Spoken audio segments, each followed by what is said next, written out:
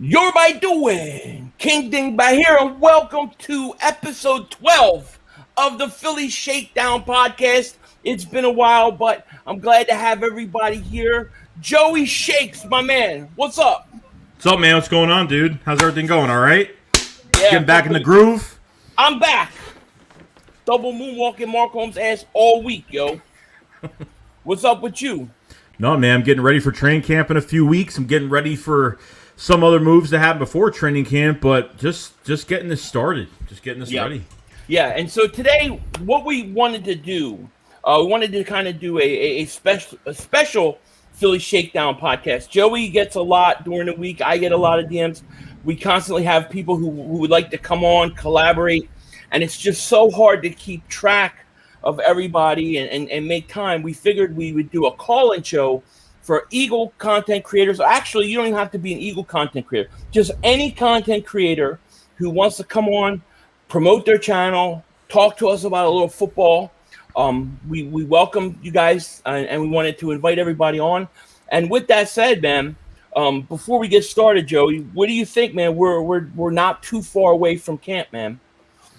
No, we're not. And, there's already some things that we're still waiting on right now. I mean, we haven't done nothing at corner yet. We haven't, Zach Ertz is still on the roster. I mean, I can't believe it at this point. Like, something has got to get done, and we need to make some moves before training camp, and hopefully they get something done. I mean, hopefully something's brewing. I feel like there's something so much under the radar right now that we do not know. I feel like since we're not listening to, we're not hearing anything, I feel like there's something definitely under the radar we have no idea about.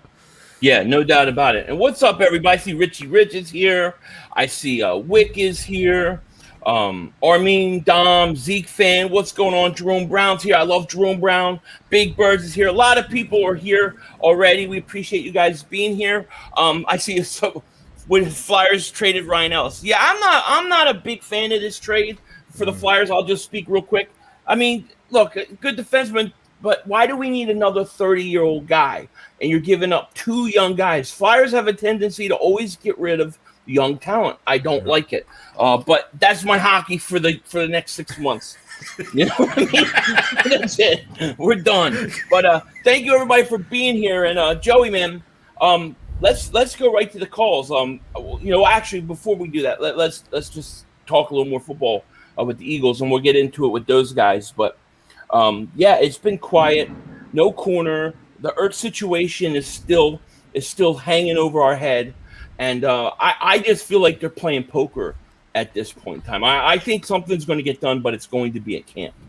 I mean, I'm thinking pretty much like they're trying to get some type of compensation for him. I don't think they want to let him go just for the cap space. I think they really want to get a draft pick, whether it's for next year or the year after. So we'll just have to wait and see. Absolutely. I totally agree. Damian Ramey's here. What's up, my man? Just want to say hi to everybody before we start. Dom, Jose, Philly Fan 11. What's going on? What's going on with everybody? Xavier Howard. Man, what do you think about that? Xavier Howard apparently he's on the block. He's been for it. You against it? What? He's been trending right now. I mean, it's a lot of money. He's going to want a bigger contract, so I don't know if he's waiting to play out his I mean, he signed a big contract in 2019, a 5-year deal, so I don't know if he's going to play out that contract or he wants a little bit more money, up front now. So, I mean, I think he's overplayed. I think he's the 6th highest paid corner right now, which, a lot of picks, 18 picks, whatever it is in a couple years is ridiculous. He's definitely a true number one, but it's a long shot, but I'd be shocked. Yeah, I agree. I think it's a long shot too. I like Xavier Howard. It would depend what we have to give up for him. Lions Den, my man, what's up with you, buddy? How are you? He's a content creator himself. You guys can go sub him up. You're welcome. You're welcome to call in. Link should be pinned in the chat or in the description. But Joey, man, let's jump right into this because I know there's a lot of guys. I see Big Play Slay back there, double moonwalking his mom's ass right now, wanting to get on. He wants on. So let's do this. Let's bring on some content creators, man, and let's see what they have to say. First guy we're going to go to Philly Foothills. What is happening? What's good? What's going on, guys? How you guys doing? What's going on with you, man? How are you? Hey, I'm doing great, man. I'm out here in California, just like my man 500. I'm trying to survive this heat, in the hottest time of the year for us. But yeah, I'm just really happy that that you guys have done this podcast. You guys have been killing it. You guys are two of the greats. I'm humbled to be on with two of the goats out there. Just and very just humbled to keep growing my show. Come check me out on the Nest out west. So tell them about your show. Tell them how long you've been doing it. Tell us about what's going on with you, Mr. Infuego. Absolutely, yes. Like you said, it's always a Philly Fuego production. That's the producer of my show, my alter ego. You'll see me wearing the West wrestling mask, definitely. So come check it out. It's definitely very entertaining, and I'm always covering everything about the Eagles 100%. I'm always watching you guys, as well, and I'm a big fan. So yeah, I'm just trying to do more and more stuff with all kinds of content creators. Like you said, there's so many of us now, and it's the best. It's the biggest and baddest one on YouTube right now. We're making YouTube turn green, baby. Awesome. Well, we got over 100 people here. Please subscribe if you're new to the channel, and let's get his link up and put already there. Already put it up. Oh, all right. So Joe, his link is in the chat, guys. If you haven't, go check him out. Give him a sub up if you like the content and all that. But since I have you here, we are getting close to camp. We are getting close to camp. How do you feel about the quarterback situation and Jalen Hurts right now with 4 games under his belt experience-wise? How do you feel about him going into the season? I'm a little nervous. I'm trying not to be too overly optimistic, but I'm really, really excited to see what this kid can do because I feel that he got his number one receiver in Devontae Smith, and these guys already have a chemistry, and we're going to see it very fast. I think we're going to see it right out the gate. These teams are not going to know what's coming at them. We have, it's a brand new regime, a brand new era in Philadelphia. So, I'm just really, really excited to see Jalen Hurts because we know this kid's a competitor. We know this kid's strong as hell. He's deadlifting 600 and something pounds the other day. Like a boss. He's working hard, and I think that's just gonna spill out there on the field. And I think he's gonna be good this year. I really do. I think he's gonna surprise some people. Yeah. Well, look, dude, that's a lot of deadlift right there. Mark Holmes' son is doing I think 3 donuts per curl or something like that. Michael Anthony, where's the fitness is right. Where is it? Where the hell is it? We can't find it anywhere. I don't know where Can't find it anywhere. Yeah. So you expect big things from Jalen Hurts. Were you surprised when they traded Carson? As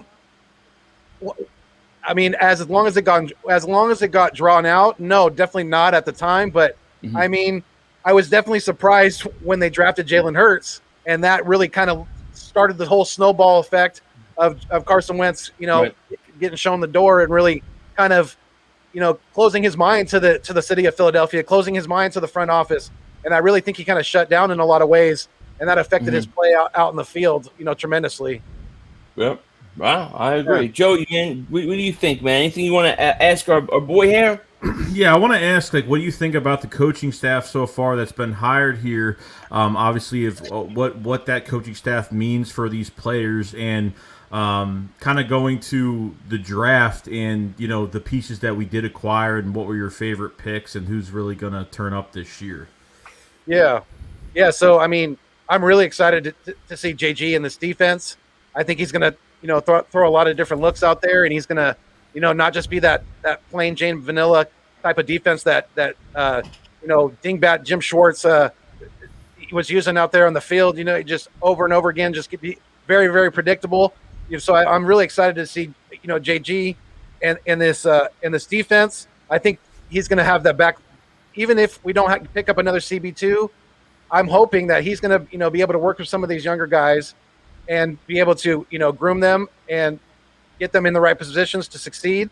And I think we have a chance of that because I'm not closing the door yet on guys like Michael Jaquette and things like that. I think he's still got some talent that hasn't been, explored yet. So, but I'm really going to have my eyes on is the linebacking position. And I want to ask you guys about that. Who do you really see stepping up we have some new pieces at linebacker a little bit with Eric Wilson and things like that. But who do you guys seeing, stepping up and be like the true leader of this linebacking core? I think that is yet to be seen. I think we've got a lot of young guys, and we really don't know. I like Wilson a lot, and I think he's going to be good.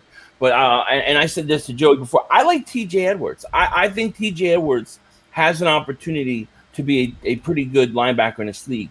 So I would go with him. Alex Singleton, he had a good year last year. He's got baby arms, though. Got to get bigger.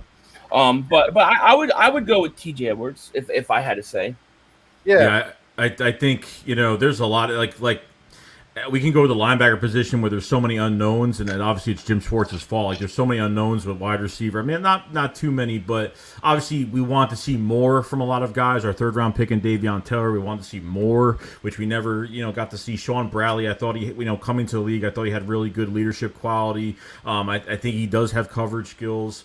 I just think they, a lot of these players haven't reached the surface, and now with this developmental coaching staff, you get the best out of these players, maximize the productivity of these players, and that's why these coaches were brought in. So I'm hoping, that we don't play favorites, and I don't think we have been. I think this offseason we've been pretty good not bringing certain players back. We've actually been following the rules. We've been doing the normal things that a football team should, go in that direction, right, if they want to win another championship. So I think it's just a wait-and-see approach like 500 said, and, we're just going to see. But I think the competition is going to be crazy. It is. Yeah. Going to be really interesting. Well, listen, Philly Foothills, check him out. The Nest out west. Link is in the chat right now. Go give him a you're almost at 1K. Wow, he's getting there. So help him get to 1K.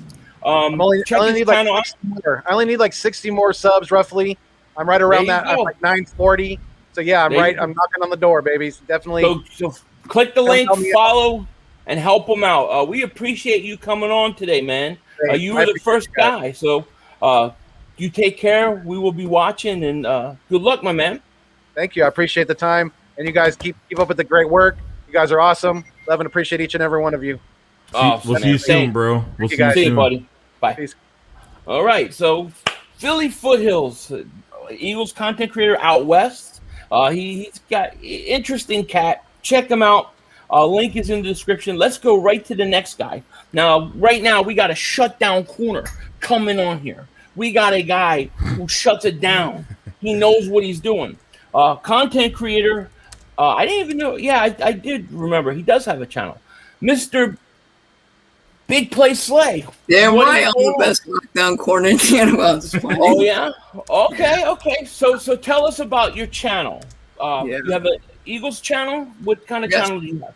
I have an Eagles channel, a Lakers channel. It's pretty much Eagles and Lakers content. That's basically what I do. But I'm honored to come on here with guys like you. But how are you guys doing today? We are great. You're that's right. You're a Laker fan, so you're a Laker dog. Red Dog works for NASA. Yes. All right. So you do Eagles stuff. What are your thoughts on this defense this year? We'll talk defense because you Big Play Slay. Well, how do you feel about the secondary position and that corner spot? This defense is iffy. I like it, at the same time I don't, because the secondary is very iffy. It's mostly the CB2 position that scares me and worries me. But the defensive line, it's very consistent. You have guys like Fletcher Cox, Brandon Graham, Sweat, guys like Kerrigan. It's a very good defensive line. I'm just scared of that secondary getting blown up because we face a lot of tough challenges on offense this year. We have guys we have teams like the Chargers, the Broncos, the Chiefs, the Bucks. That's all really good offenses, and that scares me and worries me. Gotcha. What do you think about Derek Barnett and his situation? I mean, do you think he's going to live up to that first round billing? Are you worried about him this year? I am a little worried about him. I think he needs to get better. I definitely do think he needs to get better. I just feel like the coaching didn't really help him. I feel like if you get a guy like Tracy Rocker in here, That motivates him a little more because, that old defensive line coach, he Right. wasn't like the defensive line coach you'd expect for a guy like Derek Barnett. Mhm. I'd prefer Tracy Rocker more because of that hyper energy. Okay. And it keeps a guy like Derek Barnett going. But I think he should play a little better this year, especially with the rotations that they're running. It won't be him by himself as much. But I think he's going to have a productive year. Yeah. And how did you become an Eagle fan and a Laker fan? Lakers, the first team that I got into when I watched the NBA, because I don't really watch the NBA, but that's the first team I watched. And the Eagles, yeah, I am 14 years old, but I feel like dude, I thought you were 35. You kidding me? I'm like 96. I'm just saying. Get the hell out of here. Yeah, but that's good though. That's good, man. But the Eagles, it's because of Michael Vick. When he was around like that 2012, 2013 season. He did get injured in that 2013 season, but it's just that electricness that he brought. I like the Eagles my whole life, though. Yeah. Well, Big Play Slay is the channel. You guys click the link there. Go sub him up. Give him a check out his channel. See what he's got going on. And I want to say thank you to Big Play Slay because he's been a great supporter of both me and Joey for a long time. And we appreciate you coming on, man. I am subscribed to you, so. Yeah, we'll check you out there. Absolutely, man. Have a good one. All right. Appreciate it, bro. Take care, buddy. All right. So, yeah, that was Big Play Slay. He's been around there for a while. Let me get to some questions here before we go to the next one. Anybody any questions? There's Kivo. What's up, Kivo? He says, I think Barnett flashes like Trent Williams. Play with Reggie White type of strength he displayed. Like Reggie White. I think Barnett flashes, hasn't stayed healthy, and they say he hasn't learned another move. He's got really that one move. He hasn't learned another move, and I think that's been a problem for him. I think talking about the defensive line, definitely. I think there's definitely going to be eyes on this defensive line this year because I think over the past, since the Super Bowl, pretty much we've been putting a lot of money into that defensive line, and it seems like we haven't distributed that money anywhere else. Like I know Darius Slay ended up getting a big contract, and we trade for him, but obviously Jim Schwartz only knew how to use this defensive line, really didn't know how to use the corners or linebackers, barely blitzed, having corners off the line 10 to 15 yards, free release for the wide receivers, has messed us up in games. So with this new coaching staff, I'm hoping that, not really with the coaching staff, but when I look at the defensive line, I'm looking at Fletcher Cox right now. I'm looking at guys like him that, only had 6.5 sacks last year, but it's really not about the sacks. He went 6 games without really doing anything, and I think Fletcher Cox is better against the run than he is as a pass rusher. Javon Hargrave, a lot of money right now, so we got to see what he does. And obviously, I'm very excited about Milton Williams coming in. I think Milton Williams is going to be a nice. I think we're going to see a rotational freak of nature in that defensive tackle position, and then with Ron Jackson at defensive end from Coastal Carolina, another guy to look out for because potentially you could lose Derek Barnett after this year. Brandon Graham, and I think Josh Sweat is on the last year of his contract too. So I think he is. Yeah. So it's going to be interesting. This defensive line is going to, I definitely could tell from the draft, kind of rebuild this defensive line a little bit, draft some guys. With the Milton Williams pick, our defensive coordinator was very happy with that pick. I'd be very happy. Yeah. So if he's good with it, then I am. Yeah, I hear you. Pete says Philly 500 versus Mark Holmes for the belt. I will double moonwalk his ass. Mark Holmes don't want none of this. Let me tell you, he does not want any of it. What's up, Tin Man? I see you in there, buddy. I see you in there. All right, so let's go to the next content creator. We have up Lindy Endzone. What is up, my man? How you doing? Yeah. What's going on? 500. Good to meet you, man. Joey. Yeah, good to meet you too, man. Long time no see. Tell everybody about your channel, where they can find you, what you talk about, all those good things. Yeah, man. No, I started about 8 months ago now. Mainly on Eagles content, and then a couple months in, I had to express my fandom for the Dallas Mavericks. As much as that hurts Philly fans, I know, but I love my Mavs, so I brought NBA basketball on. That was my sport growing up, so I had to match that with Eagles content, and here we are. Very cool. Joe, do you have his Yeah. link? I'm getting it now. Okay. I So, clicked something wrong. so out of all the Dallas teams there is, I would say the Dallas Mavericks probably piss me off the least. Like they don't bother me. You know what I mean? That's good to hear. We're too Yeah. busy paying attention to the Houston Rockets and San Antonio Spurs because we're trying to kick one of those teams out, man, Right. and rule the state of Texas. So I mean, Right. So when did you start doing Eagle stuff? Eagle stuff was what I first started my channel on in the Okay. first place. That was Gotcha. that was 8 months ago, and around the beginning of the 2020 season or so. But ever since then, being that I love to do basketball as well, picked up my Mavs, and I mean, I'm blessed where I'm at right now. I'm just keep climbing. Yeah, that's awesome. That's awesome. Joe, you have any questions? Yeah, no, I want to know. Do you think? I mean, not really kind of saying like this is a Carson Wentz versus Jalen Hurts debate or anything like that, but do you think the Philadelphia Eagles and Howie Roseman and this front office has done a good job this past offseason building around Jalen Hurts as a starting quarterback? I mean, you have to imagine that they did.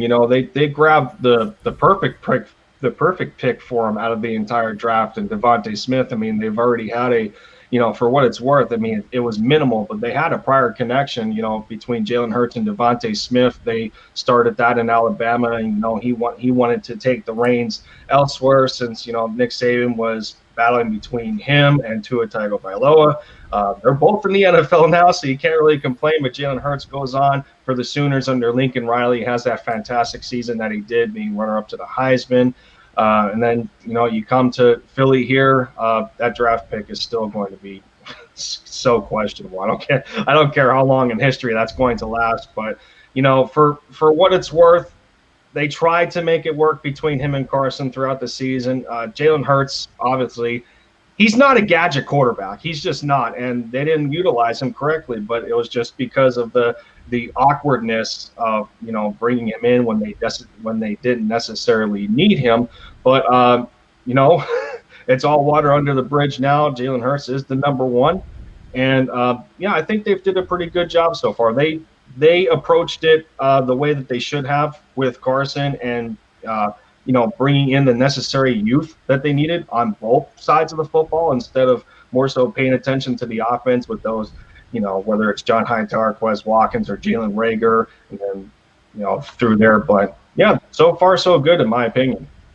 What did you think about the whole Doug Peterson situation where, the way they let him go? And then what did you think about the coach that they brought in? Well, I mean, this is kind of resembling the 2016 season with Nick Sirianni in a means of, he wasn't the most thought about candidate. He wasn't the most popular, and Doug Peterson was in the same boat. Right.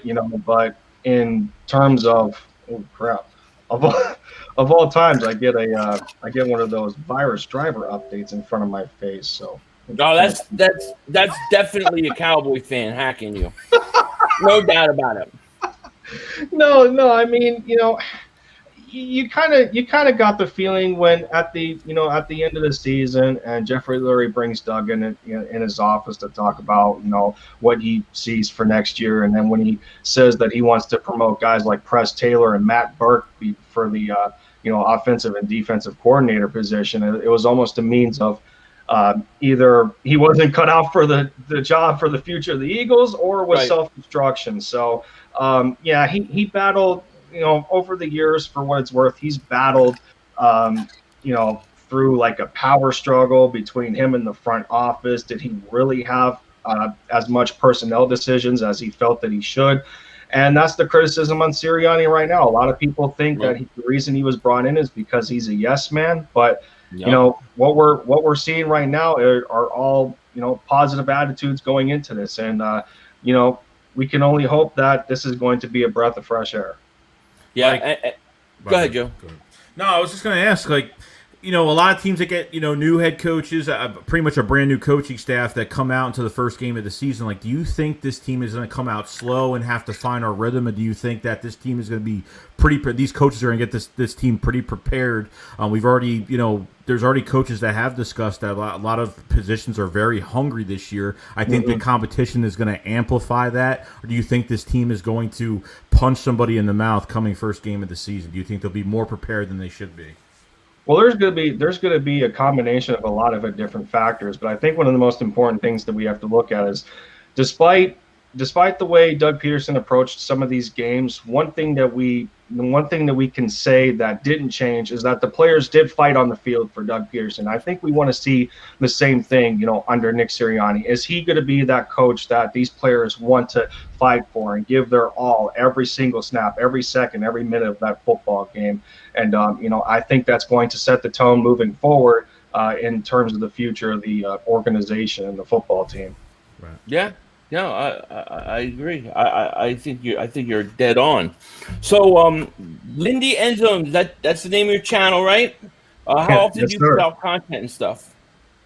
What's that? How often do you upload? How often can people expect to see stuff? I've been keeping it on the daily as best as I can while life doesn't get in the way outside of the channel. Right. But I did drop 3 videos today. Between there you go.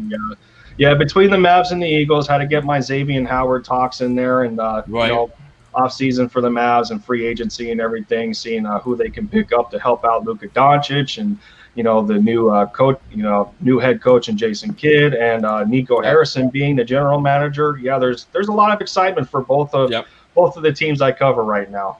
Yeah, awesome. Well, everybody, check the link. It's in the chat. Go check them out. Give them a sub up. And I just want to thank you for calling in, man. We really, really appreciate it. Absolutely. Blessed for the opportunity, gentlemen. Yeah, awesome, man. Thank you. You take care. Yeah, catch you later. Bye. Later, bro. Yes. So yeah, I mean, I do think that there was a definite power struggle with Doug, And I also think no, go ahead. Right. No, I'm just saying. I think I've said it to you probably a million times. Is I think what the icing on the cake was for Doug to leave was when he had that little meeting with Jeffrey Lurie, and Doug was just going to move coaches around. He wasn't getting any fresh meat outside the organization, making Press Taylor's OC, making Matt Burke, that went from a defensive line coach for Jim Schwartz now to become the defensive coordinator. I think Lurie just looked at the plan and said, this isn't going anywhere. I think that really swayed a little bit of the decision, definitely. So right. No, I agree. All right, so let's go to the next content creator. You know him. You just won 2 jerseys off of him. Eagles Uncensored. How you doing, my man? What's going on, my guy? How you doing, buddy? Bro? Thank you for having me on. How's it going, Joey? Good, man. Same old. So tell us about your channel, man. How long you been doing it? How often do you what do you talk about? All those kind of things. You know the deal. Yeah, for sure. No, I've actually only been YouTubing for a month. I'm at 120 subs already, so I'm blessed to have that. And I've had a lot of backing behind me coming up. From Joe Castro, Joey. Me and Philly Foothills actually have a podcast together that airs every Saturday at 4 p.m. It's called The East Meets West. I'm getting ready to actually set another one up here with Bird Gang 31. He asked me to be a part of one, so I'm out there a lot, man. If I'm not on my channel, I'm on somebody else's. And this Monday I'm starting Sub Mondays, which is where if you're not at 100 yet or 500 or 1,000, say you're only 20 people away, I get a bunch of my guys in there with me, like Foothills and Mitch and all them, and we tweet out your stuff and we try and help you guys achieve your goal.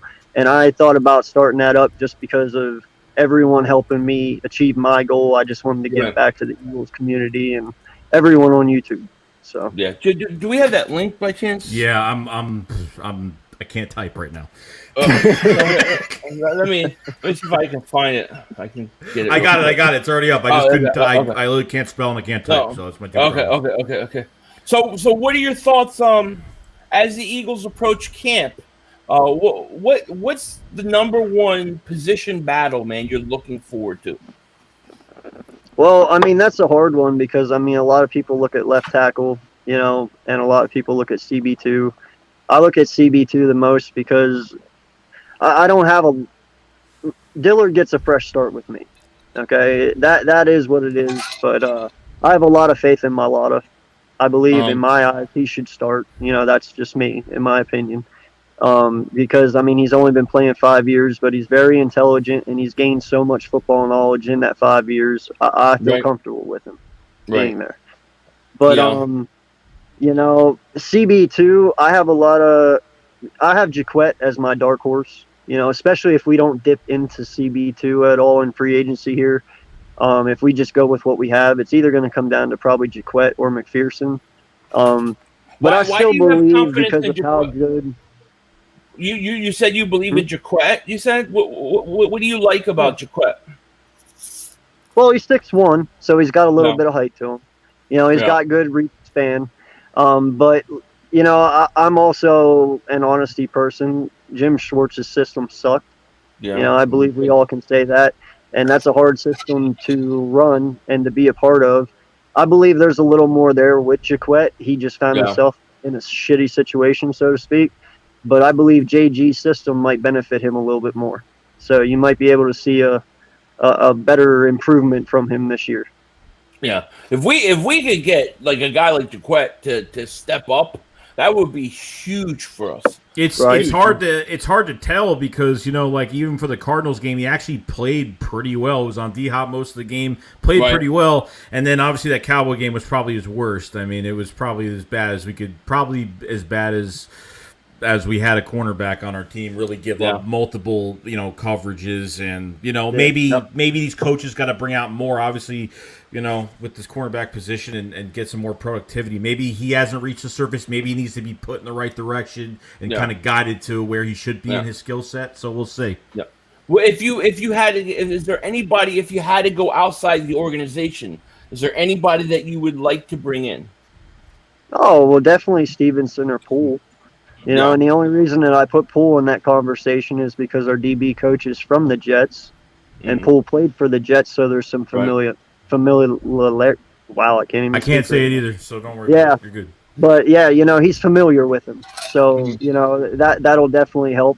But I mean, the whole situation is though we got to get rid of Ertz first. Yeah, because we need his money. And I'm afraid we get to this one situation, and I don't even want to think about it. But what happens if we end up don't signing Dickerson in time and he reverts back to the draft next year? That's a major loss for us. I can't see that happening. I think I couldn't either, but I think the Dickerson thing is there should be no rush to even. I'm not even worried about him being signed. Like there's no rush because I don't need him on the field. He needs to get healthy. So I wouldn't worry about that too much. I mean, those guys pretty much, their contracts are pretty much slotted. I'm pretty sure this all has to do with medical. So that would be a huge loss. That would be unacceptable. I'm with you though, man. He should only sit for this year. Let him rest, get him 100% healthy, let him weight lift, let him do his conditioning, whatever he's got to do, get him ready for next year. It's unfortunate that we have to kind of rely on a trade or a release for more money to designate another signing, which. It's unfortunate. This is what happens when you're under the cap for this long, is when you have to restructure so many players and you have to get yourself back under the cap. I think the first day of free agency, which we all didn't expect anything to happen free agency at all. I think the first day of free agency, we just went under $3 million, and that was it. We just got the $3 million in cap space, and that was just like, well, we did it, and we were kind of, the draft was supposed to be our season this year, so. Whatever happens, and just see where he goes, and if he doesn't, we release him, and I'd rather get some type of compensation for him. I don't think we're getting anything higher than a 6th-round pick. A lot of fans still think we're going to get a 2nd, 3rd-round pick. That happens. I'll probably be flipping out. Yeah. Can I ask you guys a question real quick? Yeah. I made this comment yesterday, and I want your opinion on it. Do you believe that in the last presser Nick had, he said about, they asked him, what are you going to do padded practices? He's like, yeah, that's how football is played, so that's how we're going to practice. I love that mentality. Now, do you believe having full pads and full contact practices will limit us on injuries this year? And do you believe the mental walkthroughs that Doug did for the last 5 years was a major issue in our injuries? Because they weren't having contact practices all the time and they weren't getting abused before the season, so their bodies couldn't become accustomed to the pain, so to speak. Joe, I'll let you answer that, man. I'll let you answer first. Coming from a guy that's played pretty much football since Pee Wee League and playing in college, like I could tell you this, like you have to be physical at practice. I mean, I'm not saying you have to tackle each other. You gotta have some live tackling sessions, definitely, but just be careful on hitting the quarterback. That's probably the only rule. But you gotta have some live hitting. I mean, not to go crazy, but it's got to happen. Like if you have other practices that don't have any live tackling, you could get serious little injuries. I mean, I'm not talking about anything that serious, but you can get injuries, bruises. I mean, twisting ankles, whatever it is. But I think, I don't think Nick is going to be light on these practices. I think they will be a little crazy, but not too crazy to where it's going to, take these guys out for games. But I think you need to have it. I mean, that's just what I think. I'm a big believer that getting away from the hitting has really caused a lot more injuries than beforehand. I mean, Joe, you grew up probably same time, kind of like me, where you had two-a-days. Like in high school, we had two-a-days, and you hit. And I think that prepares you for it. I think that going to the extreme they did has been a big problem. So I think adding hitting, you don't have to overdo it like Joey said, but I do think you have to do it, no doubt about it. Yeah, like the only time that you really don't hit like full pads is really the day before the game. It's more mental and it's more just going through your motions and making sure you're in the right spot, whether you're on the offensive line or wherever you're playing. Like you just gotta get in your right spots and make sure you know the playbook, and that's pretty much it. Your mental day is the day before the game, and that's all you gotta worry about. Absolutely. 100% agree, man. Well, hey, I appreciate you guys and everything you do for us little guys, man. I do.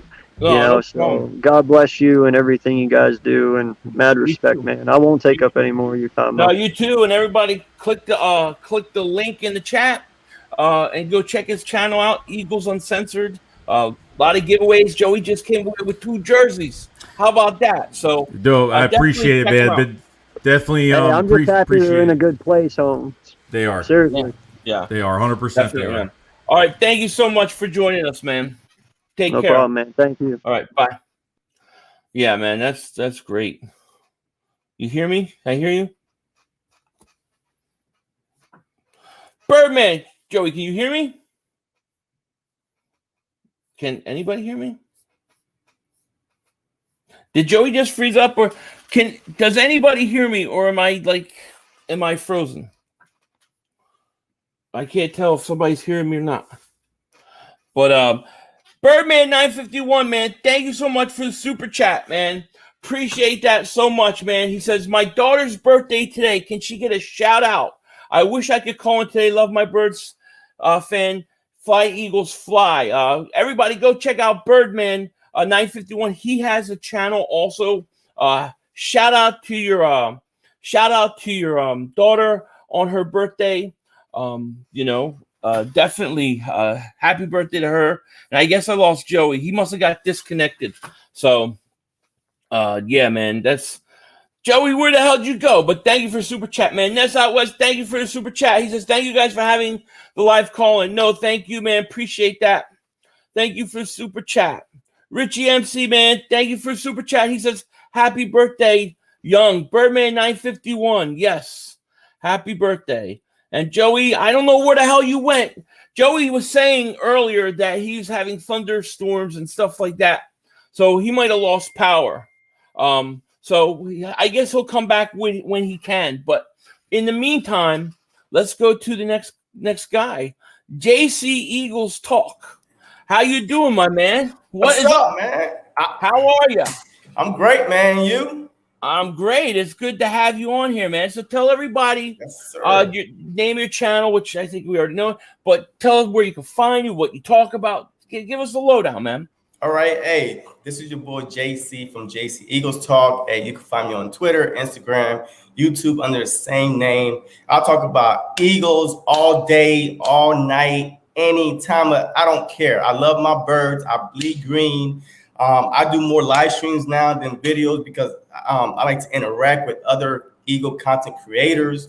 And recently, I started, having lives with Coach Dante. And this upcoming season in August, like we're gonna, get our own two little podcasts going on, and fantasy football advice, who to start, who to sit, that type of stuff too. So hey, I'm just trying to do my thing, trying to get on y'all level, on Philly 500 and Joey Shake's level. I'm just I'm just a squirrel just trying to get a nut. You know what I mean? That's all it is. That's all. You're doing pretty good, man. I've been watching your stuff, man. It's pretty good. I've enjoyed it. The link is in the chat to his channel, so go check it out. And guess who's back? Joey Shakes. Hey, the weather blow up again. Or what? The weather's really bad. The weather's really bad over here. But dude, appreciate you coming in, JC. Much love, man, for your channel and what you've been doing. So I love the passion that you bring to the channel. So yeah, absolutely. So what are your thoughts, man? Let me ask you a question. The Zach Ertz situation, and then what would you do right now at this point with Ertz? How would you handle this? So if I don't get no trade offer for Zach Ertz by the end of training camp, I'm cutting him. I have to cut him because I do not trust that Zach Ertz will be happy being tied in number 2 behind Goddard. Goddard is our guy. I mean, and we've seen how last year worked out when we have a veteran that's on the team that's getting paid big money, how we want them to play. Like I'm not paying you $8.5 million to sit on the bench. So how's that going to help Goddard develop? This is his contract year. We need to see if he's able, to be the guy for the future before we pay him top dollars. So Zach Ertz, if he's not traded by the end of training camp, look, I'm taking my L because next year, you already know that the NFL is going to give us some kind of pick for him, either a third or fourth, who knows? Because that's what usually happens. I mean, when you lose your big free agent, the NFL kind of give you extra picks. So, I mean, I'm just hoping that it's a 3 or 4 because of Zach Ertz's situation, but I can't have him on the team. I can't. No, I agree with you, man. I agree. As a matter of fact, I thought they should have moved his ass after 2019. I'm telling you right now, if he gets released, you know where he's going. You know where he's going. He's going to the Colts. I smell it. He wants to go hang out with the fat man, huh? Did you see? Hey, Carson looks thinner, by the way. Have you seen him? He looks like he's about 15, 20 pounds lighter. I wonder why. Because he couldn't run. He was too fat. That's what I tried to tell everybody, man. Well, would you just, so you'd flat out cut him. If you get, you just flat out cut your losses, huh? Because, we even give him an opportunity to go out and seek a trade. Just go. I mean, and just bring us something. But right now, no team won't even give us a 4th for him.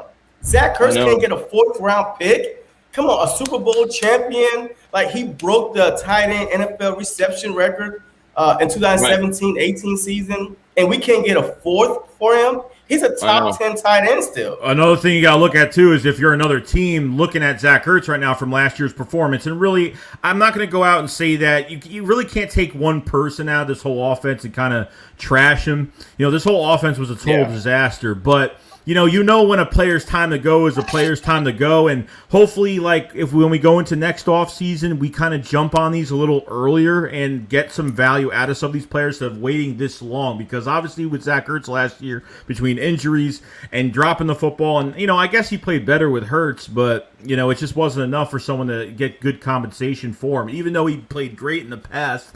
It's a year-to-year league, so it's all about the value year to year. That's where it's going to come and be important.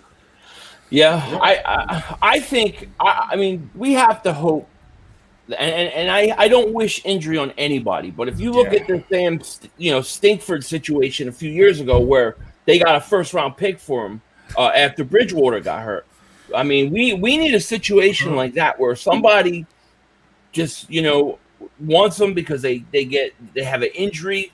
I mean, me personally, I'm going to say this. I don't know what the hell the Buffalo Bills are doing. Like, to me, they are on the verge of winning the Super Bowl. If you add this guy to your roster you're scary. You're scary.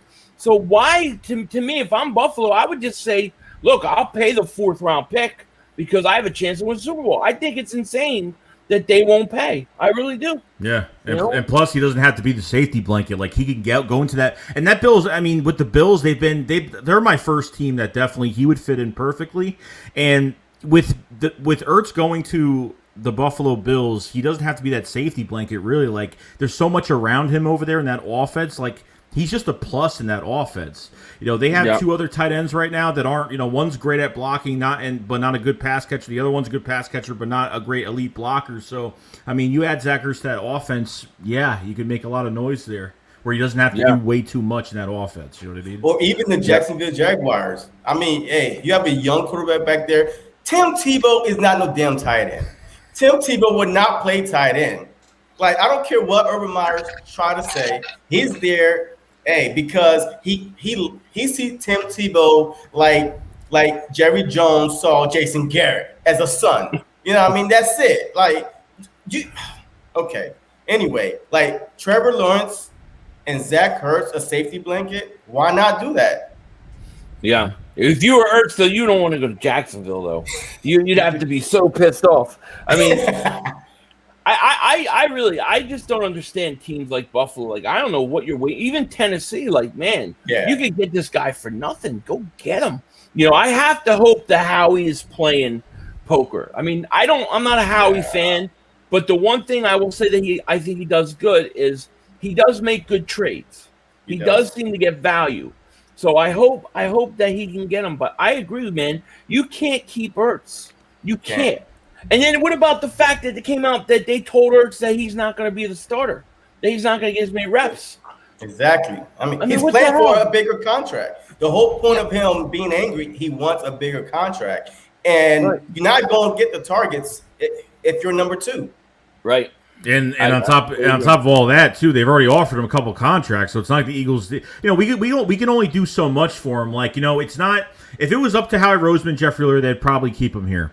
But because of our cap situation, it's limiting us from doing things. So when you go into next year, and you know what, even with this year, you got Dallas Goedert shouldn't have been starting tight end on his final year of his contract. Shouldn't have happened. Should have, looking back, Ertz should have been. I mean, me and 500 probably got lambasted for saying, get rid of Ertz a couple years ago. Oh yeah. When it happened, and people were so mad, and people are, unfortunately, it's the logo over the player now. Like I can't get emotional over players. I think really the only player that I got really mad about leaving here was probably Malcolm Jenkins because he did bandage up this defense. You could plug him in wherever you want. So I mean, that's a player that has a ton of value. That's not just one position. It's your whole defense pretty much, except your defensive line. But you know what I mean. So when it comes to Zach Ertz, I mean, get whatever you can get, and move on. That's it. I mean, it's important too because you can't have Dallas Goedert, who might be getting an extension, not out there playing. I think he's got to get the reps. He's got to. And you got to sign Goddard to an extension before the season. Because if he has a huge year, it's gonna haunt you. You know what I mean? Yeah, absolutely. Hey, I have a couple questions for you guys. All right. And the first one, right? I know we bashed JJ, all right? Mr. Umbrella Man, a.k.a. Philly 500, favorite player. All right. So, hey, I have a question. How much is it the player or the coaches we had around him? Because if you look at the players that left the Philadelphia Eagles last year, the Darby, Rasul Douglas, Sidney Jones, Nelson Aguilar, they all went out and had good years. They could honestly been the best player on our team last year in every position. So was it the player or the coaches that we didn't have to develop the player? So that's the first question. And then the second question is this. If we could trade for Howard, Zach Ertz for Howard, a first-round pick for Howard, we probably won't have to pay him that money this year. And then we go out with the Zach Ertz money that's available and pick up Nelson. And now you got Howard and Nelson, but you don't have to – I mean, and Miami going to have to eat some of that money for Howard. Right. So I don't see – a bad situation with trading for Howard and then signing Nelson as a slot corner. And now you got Slay, Nelson, and Howard. So what do you think about those two coaches? I think Joey froze again. Either that or you shocked him with the question. But I think here's my thing. Now there's an argument to be made because you have obviously Howie Roseman saying that Doug didn't develop the players he was drafting. That's why Doug is gone. But to me, the mentality of a guy who takes the field and has his mom on a clear day walk around with an umbrella, to me, I can't trust a guy like that. I can't do it. I can't trust a guy like that, you know? Yeah. That's my thing. So maybe some of the guys, but I don't know, man. His mom was walking around with an umbrella. You know, the thing is he's always going to be compared to DK Metcalf. DK Metcalf. How do you go from the umbrella man to that guy? You know what I mean? That's the problem. Yeah. So we'll see, because I think he's really on the. I think he's really in a tough spot to make this team.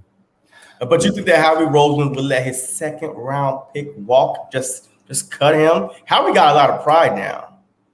Yeah, I would say under normal circumstances, no. But his last 2 first round picks were receivers. That's why I think so. But I really like Quez Watkins too. So you sound like you're a bit higher on J.J. Arcega-Whiteside. Well, I mean, after what I saw with every player that left the Philadelphia Eagles last year, I mean, I'm kind of questioning, like, are we good in developing players or what? Right. You can't tell me.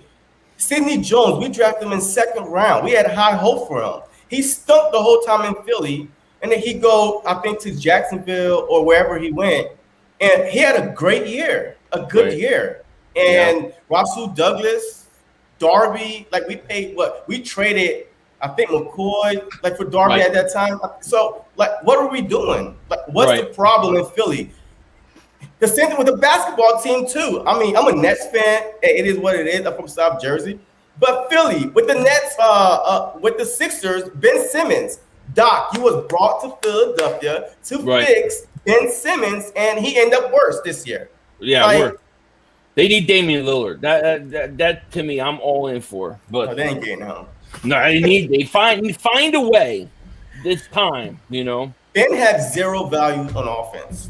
0. I know. So what team want a guy that can't shoot? So if I'm going to take on Ben Simmons, I want shooters. Tybo, Matisse, 2 first-round picks. I want all your shooters. Right. You know it's bad when we're talking about Ben Simmons in the same sentence with J.J. Arcega-Whiteside. Development. The Philadelphia have a bad rep in developing players. Right. And that's what I'm saying. Yeah. I hear you. Yeah, I think even in 2019 with J.J. Arcega-Whiteside, like as a 2nd round pick, he shouldn't be a role player. He should be out there being very productive. Okay, so when there were times where he made those catches at the end of the year in 2019. They should have kept him on the field, because I think we'd all agree, like every time a receiver makes a good catch, they run to the sideline. I don't know why they don't keep the hot hand in the game. If you want to get more production out of your 2nd round pick, why aren't they just keep him in the game with the rest of their offense? You know what I mean? It just made no sense to me. I don't think it's going to be one of those things where if we get rid of him or if someone picks him up, he's going to play well. I just think it was a bad pick. I just think it was just on how many receivers. He's the only receiver from that draft that literally is not productive whatsoever. And it's a shame, unfortunately. So how many chances has he really had, though?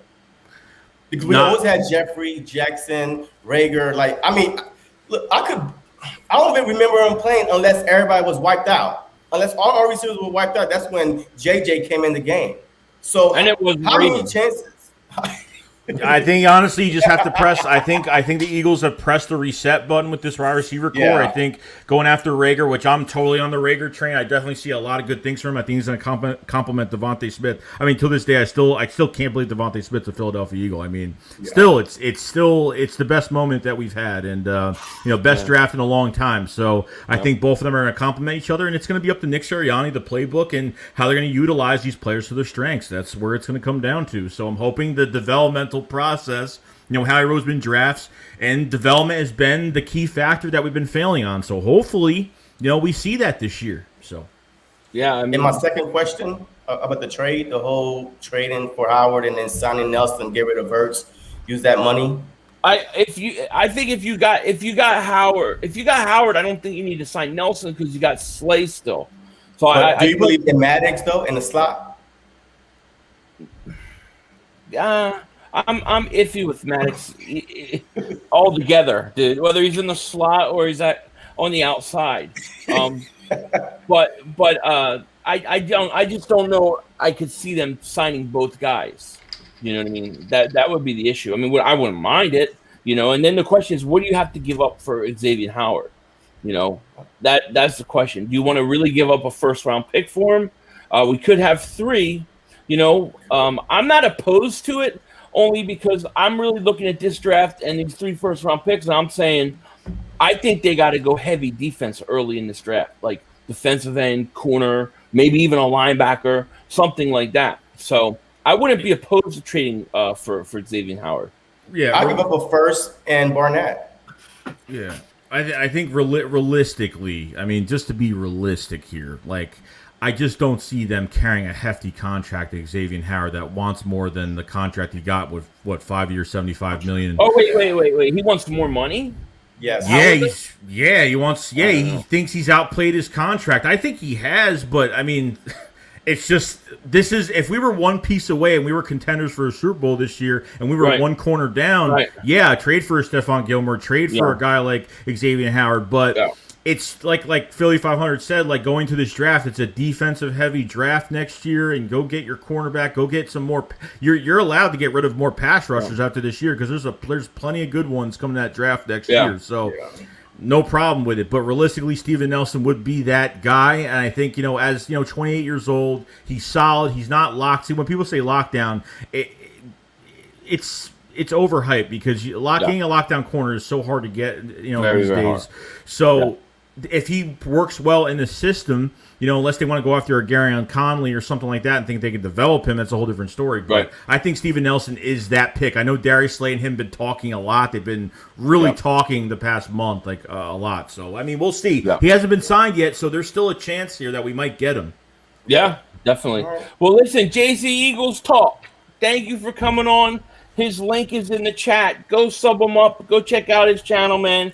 And I just want to thank you for coming on, man. We appreciate it. Hey, thank you for having me, man. And I would love to do some content with both of you guys soon. All right? Definitely, man. You take care. Sir. Are you too? All right. Peace. Yeah, I mean, I didn't know he wanted more money. I knew Gilmore did. I didn't realize. See, I mean that's pretty hard. That makes it pretty hard. It's a lot of money. He's making what, 15 million? I think he's making like 15 million this year. Yeah, that's crazy. I don't know. How old is he? Like 28? 29? Yeah, something like I gotta look. If he's not under 30, forget about it. I'm not doing it. He is 28 years old. 28. 28's not bad. Timothy Looper wants me to sing a song. I'm all out of whiskey because I lost my Trubisky. I know Philly was right to say that the band still standing. Thank you. The sad thing is, I got Josh's. I got his Trubisky jersey. He don't even want it back now. I don't want it. Well, why would he want it back? I don't know. He's a Bear fan. That's his guy. I don't know. I have no idea. Just like people buy those Carson Wentz jerseys. I mean, half of them have already probably sold them on eBay for $10, not even. I got ice soda in this drink. I call it ice soda. That's what I got. All right, so let's go to the next guy. And this is a guy that I just went on his channel. I know he's been doing a lot of work, but let him tell us about his channel and what he's up to. Bird Gang 31, my man, thank you for waiting. How are you? What's up, my guys? What's going on, bro? man? I'm doing great. Thank you guys for having me on today. Oh, thanks for coming on, man. So tell the audience about your channel, how long you've been doing it, what you talk about, how often, talking about Mark Holmes stinks, all those good things. All right, Cowboys suck for sure. There you go. I am Bird Gang 31 from the my channel's called Bird Gang Nation Sports Talk, and we talk birds all day. I make videos. I've been doing a lot of collaborations lately with all like you. We had one yesterday, and a lot of other content creators been helping me out, helping me, build my channel up. I've been doing this for about a month. I'm at 144 subscribers. I am doing a giveaway for 200 subscribers. I'll be giving out a Dallas Goddard rare auto rookie card. How So you about guys that? Oh, nice. subscribe. Win that one too. I need that one. Yeah, and then at 500, I got a Miles Sanders rare auto rookie, and then for the big one, when I hit 1,000, I got a Jalen Hurts rare. That's at least $400 right now. Wow, So that's awesome. and like I'm just out here. I love the birds. Been a diehard bird fan my whole life, and like I said, just want to keep on growing with the rest of the Bird Game Nation. That's good, man. Well, it's good. His link is in the chat. And let's see. Let me think of it. Let me ask your opinion. What can I get his opinion on, Jody? I got some. Like, why don't you got? Even talking about the running back core by itself, because I think we have 8 running backs in competition for training camp. Like, what is your what are your top 4? What are your 4 running back? You good? What are your 4 running backs? How many running backs do you think the Eagles are going to keep, and who are your starting 4? And what are your expectations for Miles Sanders in 2021? Miles is going to a Pro Bowl, baby. Miles is going to the Pro Bowl. I think he's definitely going to hit over the 1,000-yard mark, maybe like 1,500 yards this year. I got high expectations with that extra game. I like Miles Sanders, but Kerryon Johnson backing him up. Gainwell at the 3, and then I'm gonna go Howard, man. I was Boston Scott, but I thought about it. You need another bruiser. You know what I'm saying? You can work the Miles Sanders, Gainwell early in the game, throwing to Howard, Johnson at the end of the game.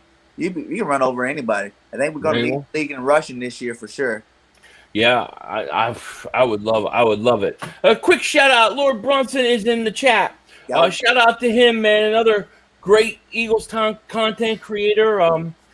Shout out to him. But yeah, I think Miles Sanders is gonna have a great year.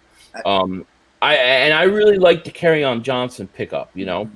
I think one of the things with like Miles is that, when you talk about like last year, I thought the real disappointment last year was him in the receiving game. Like he didn't get enough carries, but he dropped a lot of balls this year. I think he could be a very valuable in that receiving game. What are your thoughts on Kerryon Johnson? I think Kerryon's ready to prove that he is a good back this year. He's been nicked up. He was on a bad team. You know what I'm saying? Then they picked up the rookie running back. So I think he wants to come here and show that he can still be a viable number 2 back. Maybe start somewhere else after he leaves here. So I look for him to do big things this year. I like his explosiveness, his power. He does have game-breaking ability. So, let's see what the boy can do. I think Gainwell's probably going to be used, as that scat back, line up in the slot. You know what I'm saying? So all of them have their own role. So I think it's going to be real nice. How are you going to stop, think Hurts in the back with Miles Sanders on one side, Gainwell on the other side doing a double option? Who are you going to get? Somebody's running free.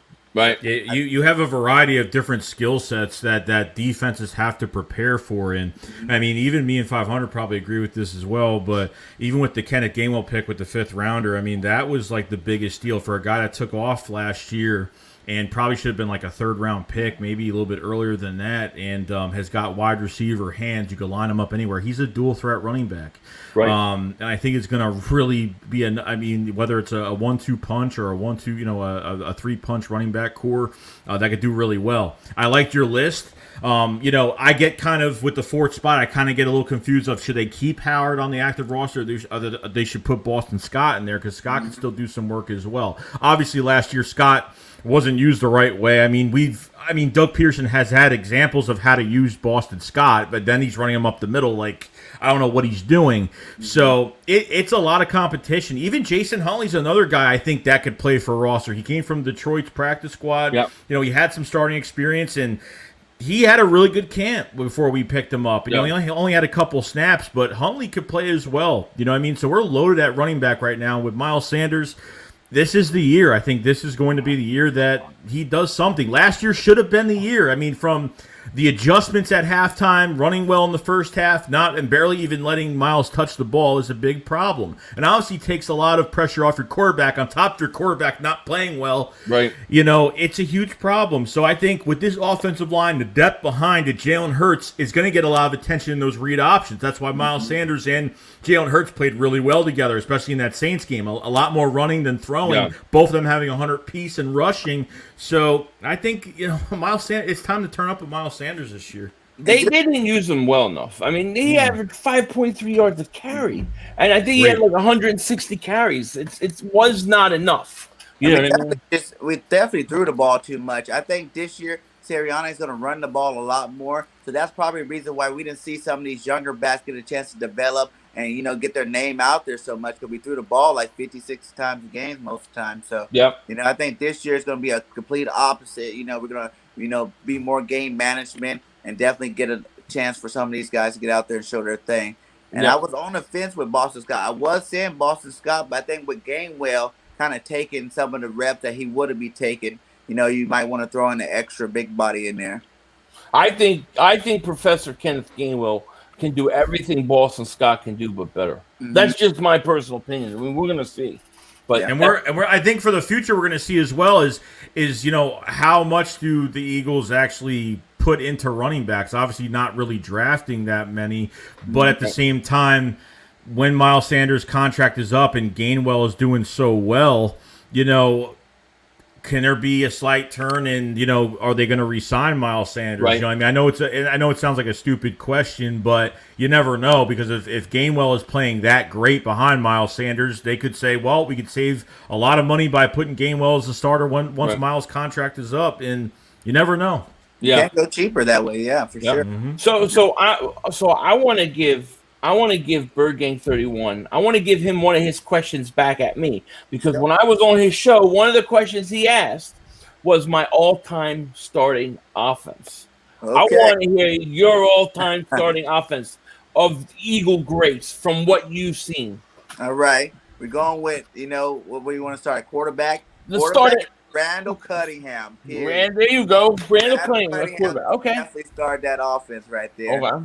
We're going to go with running backs. We're going to go with Brian Westbrook and Shady McCoy. We're going to get those two back there. Mm-hmm. Tight end. We got to put Zach on a team. Maybe Zach and Selleck. Brent Selleck, because he did so much for us. Receivers, Devontae Smith, because he's here now, so we can put him on the list. Deshaun Jackson. Let's see. Macklin. All right, yeah. Mm-hmm. And T.O. Yep. Macklin, T.O. can go in there. And then we got offensive line. We got Trey Thomas. JPP. Yep. Evan Mathis. Kelsey. And Ryan. All right. I like it. So Bird Gang 31, you guys got to check his channel out. He's doing stuff every day. Does a lot of stuff. Got a lot of contests coming. So be sure to check him out, man. And I just want to thank you so much for coming on, man. Thank you, too. Thanks for the show the other day. Hey, Shakes, we need to get up on one. Yeah, definitely. Awesome, man. Be an honor to do that with you guys. So, hey, I'm always ready to talk football. So whenever we can get on with each other, let's do it. Let's do it, man. Thanks again for coming on, my man. All right, guys. Appreciate it, bro. Thank you. All right, take care. Yeah, he's got a lot of contests on, man. He's done a lot of content. You guys definitely want to check him out, man. No doubt about it. All right, let's go to this one. Eagle Slayer 95. You're not connected, man. You're not connected. So we're going to have to go over. It says device not connected. It won't let me go to him. So we're going to go to Sonic. Sonic, what's up? Hello. What's happening? Hello. Hey, Sonic. Hello. Hello? Hello. Hello. Hello, goodbye, see you later. I don't know what to tell you. He's gone. He's not there. So what are you going to do? You know what I mean? Oh, I got a guy here that this is not an Eagle fan, but this is a great guy nonetheless. Content creator, Mr. Titan Anderson. Oh, How you doing, my man? What's up, bro? What's up, fellas? Hey, when you gonna trade for Zach Ertz? We need some picks. Man, well, we already lost our second rounder for the Julio Jones pickup. I know. We're a little thin on the draft picks for next year, but what would you got? What do you think's a fair trade for him?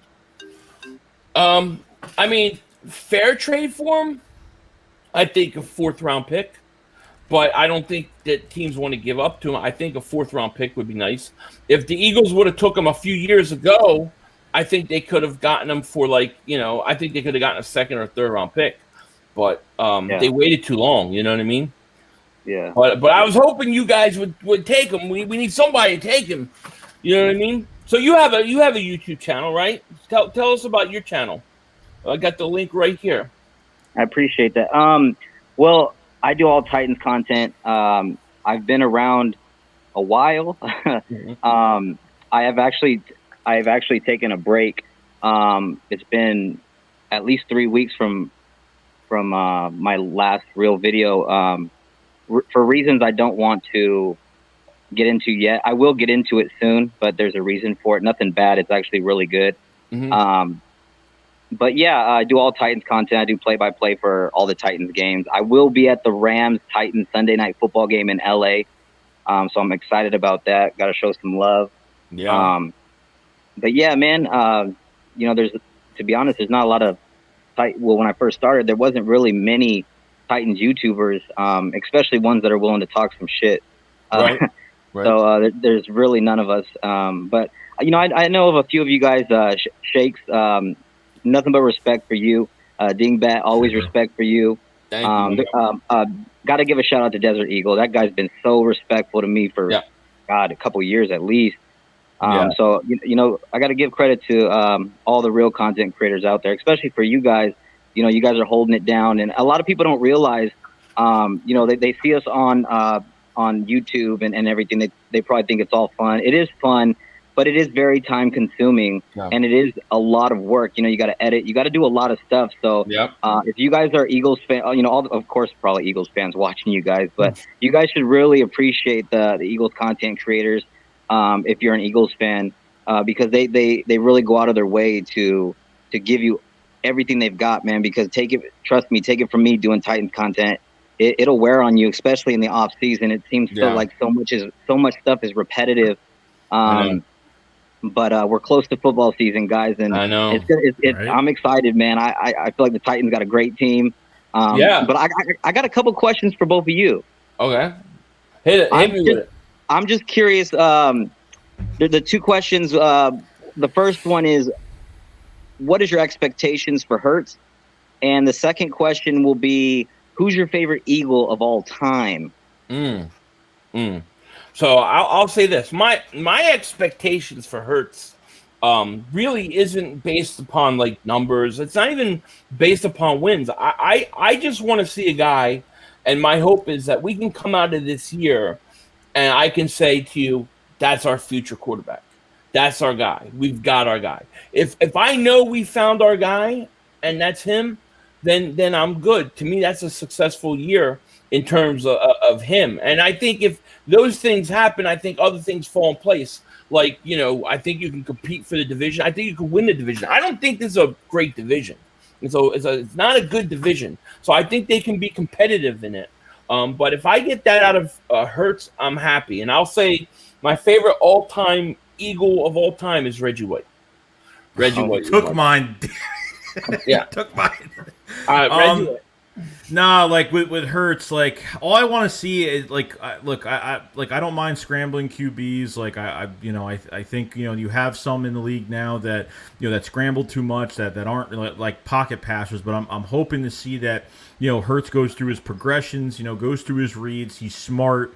And just not making too many mistakes. Even last year with Carson Wentz, and obviously like even going into those 4 games with Hurts last year, just 4 games. I mean, that was pretty much just preseason, and a very repetitive offense. But unfortunately, our offense was figured out. Every time we started something fresh, after a game or two, it was already figured out. So it was a very repetitive offense. I think in this new offense with Jalen Hurts, I think the sky's sky's the limit for him. And You know, I think that, you know, as long as he's not fumbling the football in the zone, as long as he's, you know, going through his reads, he's not, you know, running as soon as he, you know, gets the ball in his hands, you know, I think he's going to do really well. And I think, you know, I kind of look at him in Oklahoma, I look at him in Alabama, and seeing some NFL-ready wide receivers, you know, around him. I think with this, you know, obviously Devontae Smith reuniting with Jalen Hurts again, and obviously having Rager here and having a lot of receivers we have on this team that a lot of people don't look at is you know, a lot of these receivers haven't reached their surface. Like, they've had short little stints of success, but obviously with the veteran favoritism that we've had on this team, it's really stinted a lot of the growth of a lot of guys on this team. So there's a lot of unknowns, but there's a lot of certainty. And you know, with Hurts, you know, showing us, you know, he's always putting videos of himself working out and building chemistry with the receivers. And I think we have a leader here. I think we have a guy that's dealt with adversity, that's been benched before, that is strong-minded, that is going to come in and, you know, and I think he's going to gravitate those players towards him. He's going to bring swagger to the offense. He's going to do so much more, you know, and a lot of people are putting him down already that he's not going to work out. And I really hope that he shuts everybody up, and I hope he proves everybody wrong. And I think that's what's going to happen. And those are my expectations. All I think is positive about Jalen Hurts. Yeah. So let me ask this back to you, man. What do you expect for your Titans this year, and who's your favorite Titan of all time? You know, I get in trouble for that all the time. For one, I was never an Oiler fan. I never was. So a lot of the Titans community, I guess, I don't know, whatever, Titans Nation or whatever, some people will criticize me over that, saying you can't be a true Titans fan if you didn't like the Oilers. I don't see how that makes any sense. Right. I've been a Titans fan since the logo was switched over. Expectations are high, really high. Obviously, you can't get any worse on defense, and our defense is completely switched up. Bringing in Bud Dupree, if Caleb Farley's back is okay, that was a huge-ass steal. Yeah. The dude is ridiculous. Bringing in Jack Rabbit, I basically feel like he's a cheaper version of Malcolm Butler at this point. Danico Autry, a very underrated pickup from the Colts, and just a bull down in the middle on the defensive line. And obviously bringing in Julio Jones and Josh Reynolds. A lot of people sleep on Josh Reynolds. Big 6'3", 6'4" guy who can kind of move him around wherever you need him to move around. Expectations for me is, you know, everyone keeps saying Super Bowl or bust. I don't want to do that. I just want to do better than what we did last year. We need to win the division again, and we need to at least get out of the first round. Yeah, that's what I want. I want to at least win one game in the playoffs, at least. But our team, if the defense can kind of be in the middle of the pack at least, in the rankings, then the offense will be fine. We have basically the same offense, except it's updated. So, I mean, it's nice knowing that there is a possibility, as long as we stay healthy, to really do some damage this year. I'm excited about that. And my favorite Titan of all time is Chris Johnson. Oh, okay. He could. A lot of people will say, again, going back to it has to be Steve McNair, it has to be Javon Curse or Eddie George or whatever. Chris Johnson changed the game for me, man. Always, like I said, when I saw him play, every single game I seen him, man, I'd never seen a guy move that fast. I know, he's fast. Ever. I still think he has the most 80+ yard touchdowns. It's just ridiculous how fast he was. Yeah, and that was my favorite player. Right now, it's King Henry. I think anyone that the Titans fan has to enjoy. I saw him play in high school. I saw him live in high school in Florida. He was in Florida, Yulee.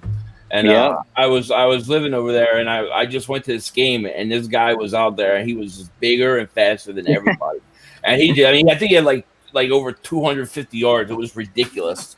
Yeah, he's the best. He's the best high school running back in the history of football. Yeah, it was unbelievable. He's a stud. Another thing to talk about too is the Titans' success is definitely is really going to help out the Eagles a lot this year, and coming from got to keep the Indianapolis Colts on their heels. You know, we get a first round pick. if Carson Wentz plays 75% of the snaps, Right. or if obviously the Colts make the playoffs. So Right. I did like that Julio Jones move because it definitely amped up the offense, and on Yeah. top of everything else, it's going to keep Indianapolis on check, and it's going to help us out a whole lot. So. I really think, I mean, I haven't done predict, but I really think the Titans and Buffalo are the best two teams in the AFC. I mean, Kansas City you can put up there, but I think those are going to be the teams at the end. I really, really do. I think Tennessee's going to have a big year. I like that. I like your defense. I like your running game. Not crazy about your quarterback, but he does enough.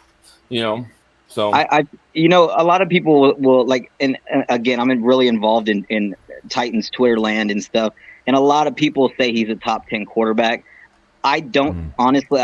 People can give me backlash for this. I don't think so. I think I think he fits our system perfectly. The play action, the way he's able to scramble still. He's got a cannon of an arm. Yeah. We're not telling him to go out there and throw 40, 50 times a game. Right. Throw 25 times, have Henry run 30 times, and work the play action and play tough-nosed defense. That's Titans football right there. Yeah. And it works, especially when you've got a guy back there who's bigger than the average size linebackers, and he outruns corners sometimes. It's pretty remarkable. But it's gonna be a fun situation. I don't want to take all your guys' time. I wanted to ask one more question, if that's cool with you guys. Sure. What's up? Does Wentz, what does Wentz have left? Honestly, like from you guys know Wentz better than I do. You know what I'm saying? What do you honestly like bias aside, like realistically, what does Wentz have left in your guys' opinion? Is it an upgrade from Phillip Rivers? I don't think so, but what do you guys think? I think that if Wentz is mentally right and he's in shape, like I think he was way too heavy last year. I think he could throw 30, 40 touchdowns. I think he has that kind of talent still. But the question is, can he put it all together? He hasn't been able to. So that's going to be the question. But I think he's got a world of talent, but it's just a matter of bringing it out. That's what I would say. Yeah, agreed to what Philly 500 said. And I think, how is he going to deal with adversity during a game when, if he has a bad game or something's not working out, or that's going to be a whole nother thing too. I mean, pretty much was given everything on a silver platter going to the Colts. I mean, he's already ranked the 23rd best quarterback, and and our quarterback is ranked after 4 games last year, which is kind of ridiculous, but, that's the media just hates Philly. That's just the way it is. And, the underdog mentality is fine with us. We're used to it every single year. Yeah. So when it comes to Carson Wentz, I think, he did lose weight. He looks like he's more in shape. And I think, Reich is bringing him back to the old ways of how he used to use him, especially the 2017 season. So is he going to look like 2017 all over again as a quarterback? I don't know, because it's been 4 years, and that's, a lot of Colts fans are putting up a lot of clips from 2017. I'm like, that's 4 years ago. Yeah, it's right. been a while. Exactly. Yeah. You really don't know. I don't think he'll play horrible. I don't think he'll play that bad like he did last year, but, it's really, just going, dealing with adversity and, just see how he deals with it. And to see, the more bad games he plays, the worse he gets mentally. And obviously he's got no competition. He's got nobody he has to compete with. And I don't see the Colts benching him, because I just don't see them actually having the balls to bench him, because it's just going to bring him back. It's just going to be a whole nother situation all over again. Like if he has to lose to get benched for a backup quarterback again, it might just kill him, honestly, at this point. So I think it's definitely going to help us out at the end of the day. But I wish him well. But when your quarterback it doesn't matter what your front office does. It doesn't matter of anything else that happens. If your quarterback is not mentally in your team, is focused on being your starting quarterback, and he calls it quits, there's no changing his mind. He's out the door. Yep. And that's it. And you know what? And then finding out more news after he was traded, the more truth after he was traded. Still a little bit of unknowns here and there, but some of the news that we did find out, it kind of made us say, man, we're kind of glad that he's gone, because I don't like quarterbacks that give up. Carson's always been that guy in college. He always was the guy. Never had to fight for anything. Never had to compete for anything. Yep. And obviously coming here, looking over his shoulder. And I don't blame the Eagles for that. Maybe a little bit because they shouldn't have got a quarterback in the second round, but it shouldn't have affected him. I mean, just focus on your own stuff, and you're getting paid your money, and that's all that matters. So, I wish him well, but we face Indianapolis next year. I'll be excited for that game, definitely. Absolutely. So, we'll see what happens. It's going to be fun, man. Well, Titan Anderson, man, thank you so much for joining us, man. We appreciate that. And definitely the link is in the chat. Go sub them up. You won't regret it, man. Thanks for coming on. Hey, I appreciate you guys, man. Keep doing your thing. Awesome, man. Thank you, buddy. Take care. Tighten up. Thanks, man. Yeah, right. Tighten up. He's a good guy. Great guy. Just a great guy. Speaking of a great guy, I'm gonna get a guy that you very well. We both know very well. Diggy's hungry. What's up, TE90? Hey, hungry? What's going on? Diggy, what's happening, my man? What's up with you guys, man? Y'all get excuse me for a moment. I'm so Philly with it. I'm eating cheesesteak on the stream.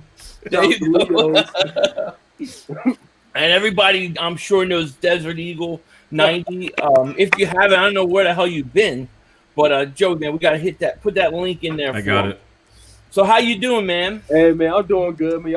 Thank y'all for having me on the stream, man. Philly 500, what's going on, man? Oh, man, same old, man. Hanging in there. Yeah, thank you for the entertainment as always during the summer, man. Oh, appreciate that, man. Thank you, man. So, what do you think, man? What do you think about this team overall? I'm curious to hear your thoughts, man. Honestly, I've kind of been taking a long break. It's just a whole lot of nonsense going on in the off season. The media and their clickbait nonsense. But overall, this team, I'm actually feeling a lot more confident compared to this past season.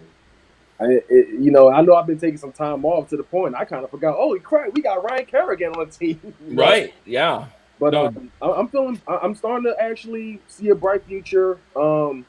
I don't really understand the backlash with Jalen Hurts. Why all the hate? Yeah. But I feel like I know 4 games doesn't really judge exactly whatever it is or whatever. But I feel like it's still better than having if you had like Trevor Lawrence or Trey Lance. Right. But Jalen Hurts, we've seen at least 4 games already, so what's coming into the season. I got faith that Jalen Hurts is going to be pretty good, and he's going to prove a lot of haters wrong. I don't understand the top 40 list. That was a joke. Complete joke. that was. I don't even understand how that would work. Like, how can a guy not be at least in the top 32? If he's going to play, then wouldn't he be better than the guy that's not going to play? I don't even understand it. You know what I mean? I don't understand it at all. I mean, you got guys up top. You got guys like, look, I can admit Dak Prescott is the best quarterback in this draft. And normally I will always bash the guy, especially when it came to Dak versus Wentz. But, right. Yeah. I do wish you covered with Dak Prescott. Let's keep it 100 here. The guy broke he broke his ankle? Yeah, he like shattered. It was disgusting. Yeah. How was he a top 5? Right. Yeah. Yeah. You got guys like him up. You got guys like him up top. You got guys like Daniel Jones. He hasn't even. There were 7 or 8 games he hadn't even thrown a touchdown. I know he stinks. I'm sorry. I think he's so overrated. I want to give the guy his props, but come on.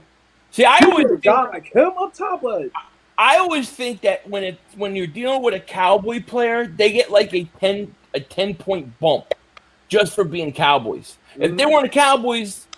If Devontae Smith was a Cowboy right now, he'd be the best receiver to come out since Jerry Rice. That's facts. It's the truth. It's facts. How did you like the draft? Speaking of Devontae Smith, I'm gonna be honest with you. I wasn't feeling the draft at first, but you would really have to research. And the more we research, knowing guys like what's his name, Milton Williams, bro. Zach McPherson, but the more we research, the more it's like, you know what? This wasn't a bad draft after all. Right. I mean, we did for the most part focus on positions that need to be addressed. Right. I mean, the one guy he can play safety, he can play linebacker. Both needing attention, so that's not so bad. Right. Now, my only question is the corner because I feel like there might have been better options than Zach McPherson. Yeah. But either way, I feel like the draft was pretty good overall. The more you like research, the more you like warm up to it. Yeah. Yeah. As far as Nick Sirianni as our head coach, I'm actually feeling very excited, more than I ever have with when Chip Kelly became our Yeah. head coach.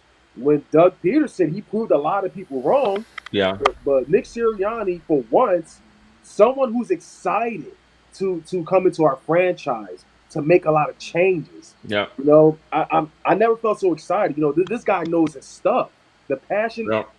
He's got me really excited for the season. I mean, whether or not we do good this season, I know in the future we'll be great. This is going to be our division. Whatever happens this year, sure, enjoy while you can. Yeah. Giants or Cowboys, if y'all do turn out to be good. Right. But in the long run, the Eagles will run the NFC East for sure. I think it makes you more comfortable that the Eagles have potentially 3 first-round picks next year. Yeah. That's a big one too. So if That's at least if the Eagles try to put themselves in the right position, they put their step forward. Like even if it's it's a 7-9 win season or something like that. Obviously, we're going to be mad at the moment when it happens. We're not going to the playoffs. But when you take when you say, hey, as long as we don't have to trade for a quarterback, as long as we don't have to go in the draft and give up a first-round pick for a quarterback. 3 first-round picks. There's a lot of different things you could do with it on top of everything else. We don't know if Howie Roseman's going to be here after this year, so that's going to be a whole other thing to even kind of wait and see approach with that and see what happens. So yeah, no, I agree. I agree, man. It's going to be an interesting year. I mean, not only just the draft too, but you're going to have money in free agency, right? So we got next year's free off season is going to be like we're going to have money. Hopefully have some young guys that are actually good, like Hurts and stuff. And then you're going to have all those picks on top of it. I mean, if they play this thing right, they could build a powerhouse, man. They definitely can, man. So, yeah, it's going to be interesting to see what happens. No doubt about it, man. Yeah, I just hope that with us having 3 first-round picks, well, it could be 3 depending on Carson Wentz. Right. But I just hope they won't do something ridiculous and purposely tank the season away because doing that, our first round picks will be a lot better. But we Philly, we don't accept tanking. We want to win. Yeah. That's what Philly is. And I don't think this division's that good. I don't think really Dallas. The funny thing about it. Yeah, so if Hurts is good, which a lot of us feel that he's going to be, they can win this division. So you got to go out and play it out, definitely. That's how I see it. I mean, and I agree with you on Nick Sirianni. I like him. I mean, I know he was nervous at the press conference and it rubbed people wrong way. Something about him, I like his energy. You know what I mean? He makes me want to put a helmet on and run through a wall. That's what I always say. You know what I mean? I'll play for my cannoli eating friend. That's But prior to Nick Sirianni being hired, I was very concerned. I mean, Josh McDaniels. I was all for Deuce Staley because always he's been here. I feel like but Nick Sirianni, him coming in at the last minute, I was like, you know what? Maybe I wouldn't mind him, but let me ask you this though. Maybe we might not be able to ever have an answer, but how would you feel if it was Deuce Staley as our head coach instead of Nick Sirianni? Would you? What would you think about that? I would have. I mean, I thought Deuce deserved something because he was there so long. So I would have been like rooting for him, hoping to see, hoping for the best. My only worry about Deuce was that he was just always a running back coach. They never let him be an offensive coordinator, so we never got to see what he could do in that situation. But I would have been all right with it. I didn't want Josh McDaniels. That was the one I didn't like. I'm still mad at him about the Colts job. So, I would have been okay with Deuce. You know. Yeah, I think Deuce would definitely win the locker room. I think everyone would be on board. He would win the locker room, but I think it would just come to a standpoint of like, how is he going to run this offense? And that would be like the big question mark. Like, we don't know what this offense is going to look like in his eyes, and we don't know. So I mean, it's unfortunate. He's in Detroit now, but I think he should have did something there. They should have given him a promotion about 2 years ago. Remember, after when Reich left, there was Deuce, and then I forget who was the other candidate. Mike Groh, right? They should have given it to Deuce and not Groh. Deuce deserved that, man. I don't know what that was about. Yeah, because Groh stinks. Yeah, he was horrible. And I don't understand. It's still mind blowing to this day. It's like, when he said he didn't know how to use Golden Tate, it's like third round pick. When he was a wide receiving coach for the Bears, right? Golden Tate was with the Lions. Yeah. The fact that he's got experience in being a wide receiving coach, how do you know how to use Golden Tate? He's one of the best. Right. As far as his career goes. Yeah. You're a wide receiver coach. That's why I'm still blown. I'm still blown for that. Yeah, and that kind of like because Groh was a moron for saying that, but like it bothered me that Doug didn't have any answers either. Like Doug, he won us a Super Bowl. I don't want to take anything from him, but he was not the same when Frank Reich left. He just wasn't. And I hate to say it, but him and John DeFilippo, it just. Things he low key got exposed. I mean, and I kind of can say the same thing about Howie Roseman with Joe Douglas. Right. When he went to New York. Yeah. But I want them to prove us wrong. Well, Howie. This was the front office that was supposed to get rid of Frank Reich after the 2016 season. They were supposed to get rid of him, and Doug pretty much got in the middle of it and said, "No, I wanted to be my OC for 17." So the front office ain't they don't have clean hands either when it comes to who they pick and who they want coaching, and the right decisions that are supposed to be made here didn't work out. So I do think this is going to put Howie on a short leash though. Because he can't go back to the owner and say, "Oh, well, the coach is not developing these guys." I mean, he's out of blaming everybody else. There's only one guy left. If these guys don't develop, it's got to be on Howie. And just think about it. If they get rid of Howie Roseman after this year in 2021, just if you get those 3 first-round picks, you know how attractive that job is going to be. Like for someone to come in that has 3 first-round picks, a GM is going to jump on that job in 2 seconds. Because really, at the end of the day, like I think half these NFL analysis people on NFL Network or just where a CBS or wherever you look for, they can't even tell if the Eagles are rebuilding or they're retooling or they're trying to. They've made some moves this year that kind of make you question, like, do they actually want to win this year? Like, I mean, obviously they want to win, but they're making some moves. Like Kerrigan was probably one of the most surprising ones to where it's like Anthony Harris too. Yeah. Eric Wilson is a big underrated signing, and he didn't get signed fairly early at all. We picked him up a couple, 2 months later, but another underrated player. I mean, I know they're on 1-year deals right now, but it's looking like they're trying to get something done. They're coming into the season. They're going to try to punch somebody in the mouth first game this year. I see it. Yeah, it's going to be interesting. No question about it. I'm very excited. I can't wait. A few more weeks and we're in camp. At least we got camp this year. We get preseason. So that's going to be awesome. Yeah. I cannot wait. I need football, For sure. All right, well, listen, everybody. If you haven't, I want you to sub up my man, Desert Eagle 90. He's an old-timer, OG on here. But he's the man, great guy, and you guys won't be disappointed. I love watching him and Joey stream video games. Sometimes I watch it. I don't comment because I have nothing to say, but I just listen.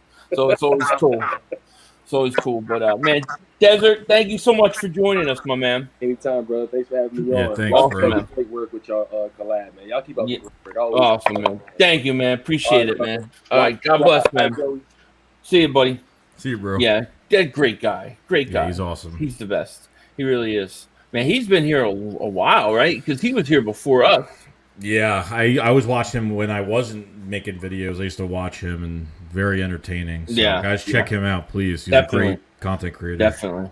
All right, let's go to the next content creator. BLSG, what is up? How are you? What's up, fellas? How you doing? I'm hanging in here, man. Can't wait for training camp to come up, and I think we're gonna really improve this season. Absolutely. So you have a YouTube channel? Tell us about your channel. Yeah, you can find me on YouTube at BOSG. I do Eagles and Sixers content as well as other sports content, and I've been starting to do play-by-plays now. And for those of you who have been wondering if you are already subbed to my channel, and if you've been living under a rock and have been wondering on why I haven't been posting videos lately, if you saw my Game 2 play-by-play of the NBA Finals between the Suns and the Bucks, the reason why I'm not posting I haven't been posting for a while, and why you guys may have been concerned about that is because that I'm on vacation right now for the next 3 weeks, and I will start to repost again by the beginning of August when I get back. So once August returns and once we get closer to training camp, we right back on the train, baby. Awesome. Vacation, nice 3-week vacation. That's nice, man. Joey, we have his. But you see already there. Yeah. There. Trying to find it here. Trying to find his It channel. just popped up just now. Oh, okay. It pops up late on. There you go. So you can BLSG. You could check his channel out there. So what are your thoughts on going into camp? What is the most thing you're most excited about when it comes to the Eagles going into the season? In my opinion, I don't think anyone has said about this yet, but I am really excited about the coaching this year.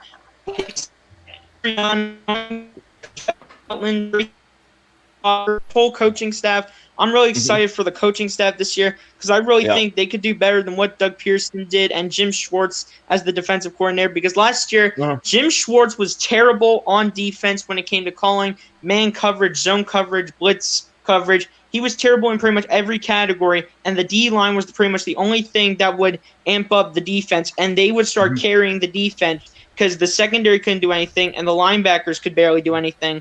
And I really think with all the defensive pieces that we have and the whole coaching staff as a whole and all the energy that all the coaches bring, I really think we're definitely going to improve this year, and I think these coaches are going to call some better plays and get these guys where they need to be. Yeah. I like to. Were you okay with them firing Doug? Did you think they should do it?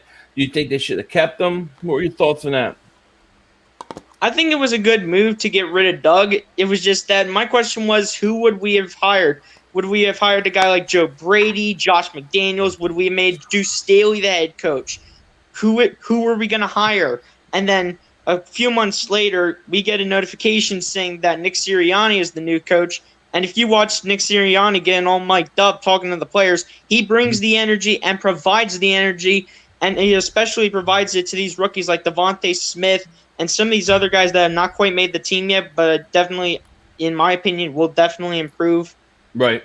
Some of these other young guys like a Milton Williams and even getting Ryan Kerrigan in here from Howie Roseman. Give Howie credit for getting Ryan Kerrigan in here because Ryan Kerrigan is a big-time veteran and a big-time beast on defense because he can definitely show younger guys like Derek Barnett and Milton Williams on how to play the better defensive line role, even though he may not get the start week one, depending on who you want to call up week one to start between him and Derek Barnett, because obviously Milton Williams is not going to start week one.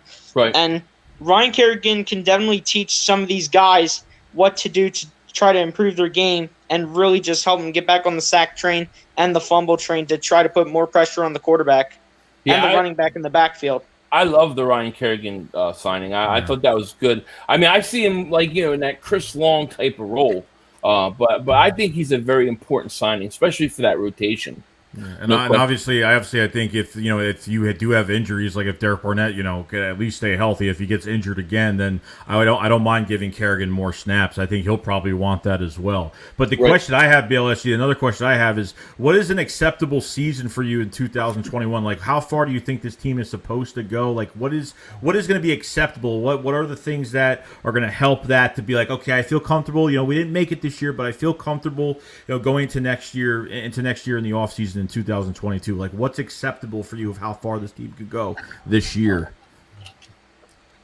Well, in my opinion, a successful season for me, if we don't make the playoffs this year, which we probably won't, is if we can just see Jalen Hurts go out and really try to be the best that he can be and try to put up as much effort as he can, because obviously you have a nice veteran backup in Joe Flacco, but we don't want Joe Flacco to even be talked about. We don't want him to be mentioned. We want Hurts' season right here, right now, with him and his wide receiver core, with Devontae Smith, Travis Fulgham, Jalen Reagor, and some of these backup pieces. All we need to see is Jalen Hurts just have a good season, and then if we can think to ourselves, oh, Jalen Hurts is the guy, then we don't have to waste our time in the draft or in free agency or a big-time trade to go and try to get a quarterback, because then we will know that Jalen Hurts is going to be the guy that we rely on until maybe the future when we get a veteran guy.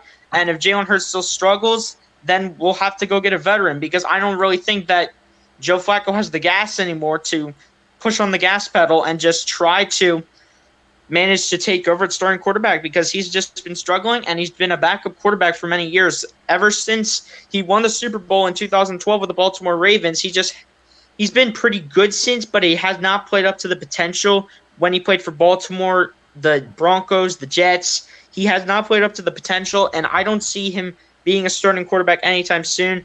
And if Hurts can break out, that would be amazing. That will identify who our starting quarterback is for the future going forward. And if we need to get a veteran quarterback, I'm fine with that. Just try to make it someone who can be a starter day one, and you can move Jalen Hurts back to being a backup. But I think Jalen Hurts can have a decent season. I'm not expecting him to have the biggest season of his life, but at the same time, I don't think he'll have a bad season either. I think he'll have more than 10 touchdowns. I'll say close to 20 touchdowns. He's going to have a few mistakes on top of that. He'll have, I would say at least 10 to 11 interceptions, because he's going to make mistakes because he's a young quarterback, because he really has not played as many games as people anticipated, because Carson Wentz, he played 12 and a half games because he got benched in week 13 for the second half for Jalen Hurts. So Jalen Hurts has only played 4.5 games, and that's just not enough to live up to the experience. And that was why he was not on top 40, because he never got a full season start. But Jalen Hurts playing a full season can definitely try to prove the doubters wrong and just try to put him back up on the top 40 quarterback list. And I could see Jalen Hurts having a bigger year this year and try to prove all the doubters wrong. I agree with you. I think he will prove the doubters wrong. I think he can. 4 games is not long enough. It's not a big enough sample size to really know. But that doesn't mean, some people think that because he didn't play a lot of games, that means he's going to fail. We don't know yet. I think that when you look at Jalen Hurts and the intangibles, the things you cannot teach, being cool under pressure, mentally being tough, being able, to lead men, he has that. And that's what I really like about him, You can learn the other things, in my opinion. I understand. That. But BLSJ, man, I hope that you enjoy your vacation. His link is in the chat, and we just want to thank you for joining us, man. We appreciate it. Yeah, no problem, guys. Just over here supporting 2 content creators that are just putting out Eagles content, and I know you're both trying to do as much as you possibly can. And I'll be back on the train soon for those who have just been coming in here or who have been living under a rock. But as soon as I get back off vacation, I'll have content out for you guys. And as always, fly Eagles fly, man. Let's go. Fly Eagles fly. Thank you, buddy. Appreciate it, bro. Thanks for coming in, man. All right. So we got a couple more guys here, Joey. Then we're gonna close this out. Got a couple more guys to get to that've been holding a while. Eagle Slayer 95. I tried to go to you. It says your device is not connected, so it will not let me click on you. So come on, man. I want you to know. So we're gonna go to another guy here, and this guy is somebody that you and me both know for many years. This is the arch nemesis of one reigning Philly fan. Eagle Champ, what is up? What is going on? Where's Randy? You guys fight yet or what? Hey, we all here, we're going to support each other. No backlash. I don't want to embarrass myself on the best YouTubers on there you go. Good boy. History. Look at that. You're getting all mature on me. Good for you. You passed the test. Me out. That was a test. Joey Shake straightened me out. Trust me. Double move that is. Me out. So Eagles Champ, you have a YouTube channel. Tell everybody about your channel, man. So my YouTube channel is basically I do Eagles content videos. I basically, talk about the things like, I upload some videos. I'm starting my gaming channel a little bit. Where I'm doing a little bit of Madden, even though that game is trash. So I do a little bit of different things, you know what I'm saying? But I'm a real Eagles fan. I own so many Faketivity. I absolutely got my banner. I got to update this, but I think Brian Dawkins and all the greats look good up there. You know what I'm saying? I figured it would look good. You know what I'm saying? So yeah, right. I'm excited. You know what I'm saying? Hopefully we can get a cornerback. I really want Xavier Howard. I really do. Yeah. Like, there's rumors right now that he's not about the money. He just wants respect. I don't care what it takes, man. I want him in Philly, bro. Because I feel like he's a top 5 cornerback, and you add him with Darius Slay, no one's throwing on us. You know what I'm saying? Right. I think. But here's the situation. I don't know how much. Unless he wants to play his contract out this year and come to Philly. I don't know the situation, but I really want Xavier Howard. I think he and Darius Slay would make a very good combo. I mean, I don't know if Philly found it. I was waiting for your video, and I forgot you do collaborations with Joey Shakes. Because when I messaged you on Twitter, I'm like, all right, Joey Shake's video is going to come first, then Phil Fonz is going to come last. And I forgot you were doing collaborations. So, but I just want this guy in Philly. I think we need another cornerback, obviously, with Steven Nelson not dropping his price range. Richard Sherman having stuff going behind him, wishing nothing but the best. Hopefully, he gets a good recovery. I just think that Xavier Howard would be a good option. So what's? I don't mean to cut you off, but what is the latest? You because you were on Twitter and stuff. I haven't had a chance. What's the latest on Xavier Howard as of tonight? Did something happen tonight? So Xavier Howard basically wants out of Miami. He doesn't want to be there, and a lot of Miami fans, I'm hearing them basically that they feel like that he's selfish. That the fact that he wants more money, similar to Jalen Ramsey, a lot more. Similar to big place. You know how many people said that Darius Slay's selfish for wanting to be out of Detroit and all that stuff. He just wants to be respected, and the fact that he just got a bigger contract, but he feels like he deserves more money. And the guy is top 5 cornerback, but I think he just feels like he's disrespected. Obviously he's 28 years old. Lots of my look. I don't know. I mean, Joey Shakes has talked about it. I respect him. I definitely do. I think, I don't know what your situation with Joey Shakes. Would you how do you feel about Xavier Howard coming to the Philly?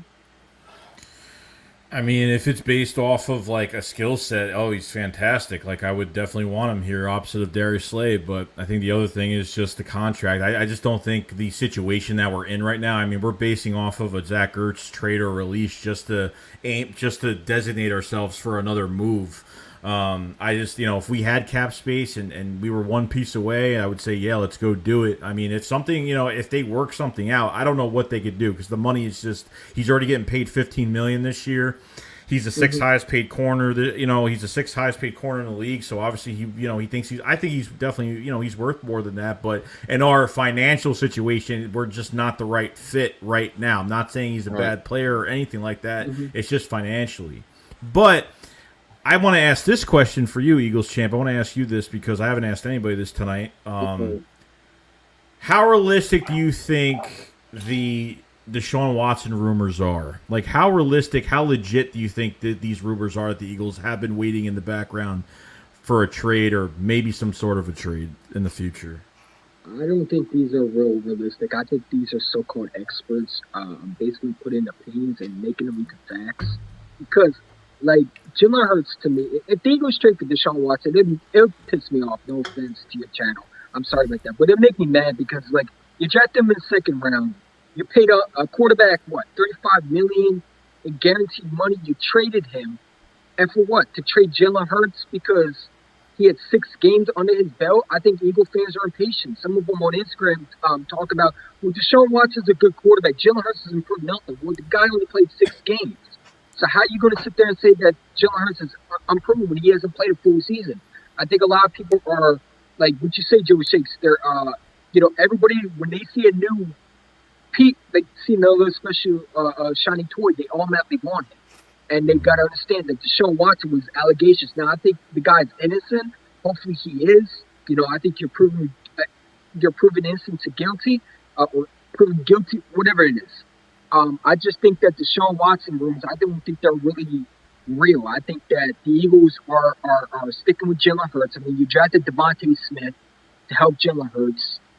Plus, he's a good receiver. I just think Deshaun Watson rumors, I think they're just all cap. I really don't think they're even factual. I think these are just so-called experts hoping the Eagles trade for Deshaun Watson so they can, sit there and say Jalen Hurts wasn't the guy or something like that. I don't know. There's something fishy around here because if they didn't believe in this Jalen Hurts, then why didn't you draft Devontae Smith? I mean, it doesn't make no sense. I don't know. I think they're real. I think they're more than real. I really do. Like, I honestly think like this is like a next year move. Like, if it's this is not for this year. This is not for this year. Like, I want to see Jalen Hurts play a whole year, see what he does. But I think next year, I think this is going to be. I mean, Watson's young. He's talented.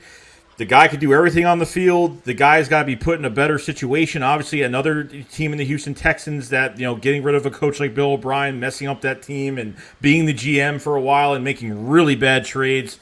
So I think that this is a wait-and-see approach with this, and I think the Eagles are obviously probably of the draft compensation, we have the best draft compensation in the league. So obviously they're going to wait on this, and if Hurts doesn't pan out, if he's that bad this year, I think Watson will be here next year. I think he will. I agree. I think that this has nothing to do about this year. It's about the future. If Hurts is not the guy, and then you get Deshaun Watson, all his charges and everything's cleared up, the Eagles have 3 first-round picks. There's no reason why they wouldn't give a first-round pick for him. I do think there's some validity. I don't think it has anything to do with this year, though. It's down the road, and hopefully Jalen Hurts goes and balls out, and then it's not an issue. I mean, I believe in Jalen Hurts. I really do. I think this guy is going to be really good. Listen, I think a lot of people are disrespecting Jalen, but Jalen Hurts is a leader, man. I mean, this guy, I think, has all the weapons. I think with this offensive line coming back, obviously Andre Dillon and is going to be very interesting. But this team, I think, is going to be underrated. Listen, I mean, I think everybody's hating on the Eagles, and I think a lot of people are going to be surprised with this team. I think this team is a very good. I think this division stinks. I believe this Eagles team are front runners to win the division. I believe Jalen Hurts, to me, is the best quarterback in the division right now. Hey, I'm all for it. I'll take it. But the Eagles can't, man. Thank you for joining us, man. His link is in the chat. You guys go sub him up. Definitely. I appreciate both of y'all. Yeah, man. Appreciate it, dude. Really appreciate that, man. Thank you. Appreciate it, man. All right. Thank you, buddy. Thank you. So we got 2 guys in here, but both of them are not on camera right now. I can't put anybody on if you're not on camera. I can't see your face. So please turn your camera on, because otherwise I can't do it because of what happened last time. Remember, Inferno Production, what happened? Inferno Productions, thank you for the super chat. He says, hope you and Joey are doing well. Also, I'm willing to bet if Jalen Hurts got drafted by another team, he wouldn't get the shit he's getting in Philly. Yeah, I mean, possibly. The whole way that they drafted him really didn't do him any favors either. You know what I mean? So even if he's not listening to what's going on, and if he is listening to what's going on, it's motivation at the end of the day. Yeah, he seems mentally tough. Like, it's not going to bother him. But Inferno Productions, man, thank you for the super chat. All right, let's go. We got 2 guys left. Eagle Slayer still ain't put on his device. Sonic, What is happening, what up? my man? What How up? What are you? up? How are you, Nothing. man? Doing great, doing great. Yep, So this is tell what us I look about- like. That's great. You're beautiful. You're a handsome man. Tell me about your channel. Tell us about your channel. I mean, what else do I have to say? Actually, I never started out as an Eagles channel. I actually wanted to test out what I wanted to do, but I think it was after when I saw Joey Shakes though. This guy was probably the first Eagles YouTube channel I ever saw, and then after he recommended to other YouTubers, this is where it happened. I was like, I might as well try it, and then it worked out. I'm glad we give you the motivation to do it, man. It's hard to start out, and if you really want to do it, if you don't want to do it, but I'm glad the motivation. My channel's mostly is basically highlight videos and more cowboy funny videos. If you actually check out most of my channel, actually there's actually those like I said before, the cowboy videos. I usually make them just to make clown on the Cowboys. Oh, that you gotta love that. Yeah, you're not the Mark. There's a Mark Holmes hate channel. That's hilarious. I put on Mark Holmes. Sorry. You go ahead. No. I just found out about it. It's like there's all these things saying Philly 500. You have permission to use this. I'm like, where is this coming from? This is awesome. I actually put Mark Holmes almost all my Cowboy awful videos because seriously, his reaction just gives me laughs. Yeah, like, he's. I mean, yeah, it's fun watching him squirm. Yeah. No doubt about it. So you're an Eagle fan, I take it. Oh, yep. What are your thoughts about this year, man? I don't know. I mean, I'm actually excited to see what we got. Like, I'm actually really excited for Jalen Hurts though. Like, when we first drafted him, I was so mad. I was like, really? We draft that guy after we have Carson Wentz? Right. But I know, but I'm trying to go. I'm trying to hold down my Carson Wentz rant because literally I really don't like what he just did. But no. What don't you like about what he did? I want to hear. I'm gonna go a little mania rant. So when we drafted this guy, I was kind of a little worried, but I was like, this could work out to the end. 2016 started. It went a little all right, but he's just getting started. 2017, I like it. He's gonna do great for us. 2018, doing good, but he got a little shaken up. 2019, doing great until he got hit, until he got hurt. When he got hurt in the Seattle game, I thought he's done. And then 2020 hit. Right. I almost punched something. I was like, really? And then I realized, he's not staying here. There's no way he's staying here. And then after this was after I didn't post anything in my channel, and I was like waiting it out, just like, you know what, I'm just gonna wait it out. He's probably gonna be our quarterback next year. And then he didn't even do it. He didn't even beat Jalen Hurts. He just sat there like an idiot. Just said, I'm screw it. I'm not beating this guy. I know this guy's better than me. I'm just gonna lose it. I just can't do it. I'm just gonna leave. Right? He quit. He's a quitter. Yeah, he quit. And I was pissed off. Like, really? Yeah, that pissed me off. Why did you quit? Like, that's not what a Philadelphia Eagle does. Right. You play for this team to actually play for it. If you know you're gonna get beat, you might as well try. Like, try for once. Right. Like, and I know this is probably speculation and probably not. But if this is true that Carson Wentz played all this on purpose, then that just puts more wound. You think he planned it, huh? Yeah, well, it's only if it's true. I mean, I know it's not true, but if it is. Hey Joey, do we have his link by chance? I need to. No, I'm trying to find his channel name. I'm trying to find your channel. Sonic 2.25. Sonic .225. Yeah, I'm trying to change it though, but I'm just gonna keep it like that for right now. Yeah, because. I think I got it. I mean, it's one name. Yeah, but I hear you. I understand. I'm a huge Carson guy, but I was upset about the fact that he didn't want to compete for the job. That always bothered me. That rubbed me the wrong way. You know what I mean? It still rubs me the wrong way to this day. Like, yeah. And then this guy goes on a press conference and said, I forgot what he said when he went on a press conference on the Colts because I didn't see it because I was so disappointed. Right. I was like, he didn't want to talk about it. I'm like, dude, you gave up on this team, and you're just gonna say whine and cry and all of that. Honestly, I gotta give you praise, Joey Shakes. What you said on that video about Carson Wentz was just amazing. You said everything I wanted to say. Yeah, no, it's just, like, I gotta feel how I feel. Like, a lot of people aren't gonna agree with it. I mean, I made a video after the first game last year, like something was wrong. Like, and I know it's early to tell. Honestly, I actually saw that, and I actually knew something was going wrong. But I was like, nah, it's probably not gonna do that. We're probably gonna shape up and probably do great. And then you proved everyone right.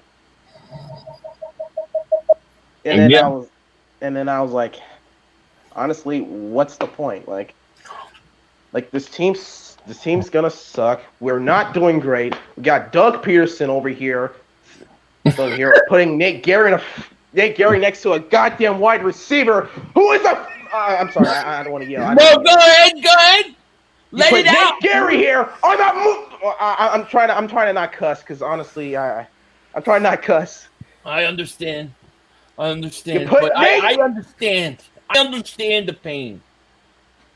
Nate Gary's a horrible. I know. Player. I really want to get on him so bad. He didn't even make it to 49ers training camp. I know. I saw that. I was like, not surprised. This guy sucks. What are your thoughts on JJ Arcega-Whiteside? Mr. Umbrella Man? Oh! If you actually saw my Howie Roseman rant, I only did it for a short second, but honestly, what is there to say? You forgot to get DK Metcalf! Why would you draft that guy who only had one good game in 2019? I feel like this guy's the voice in my head. What is this?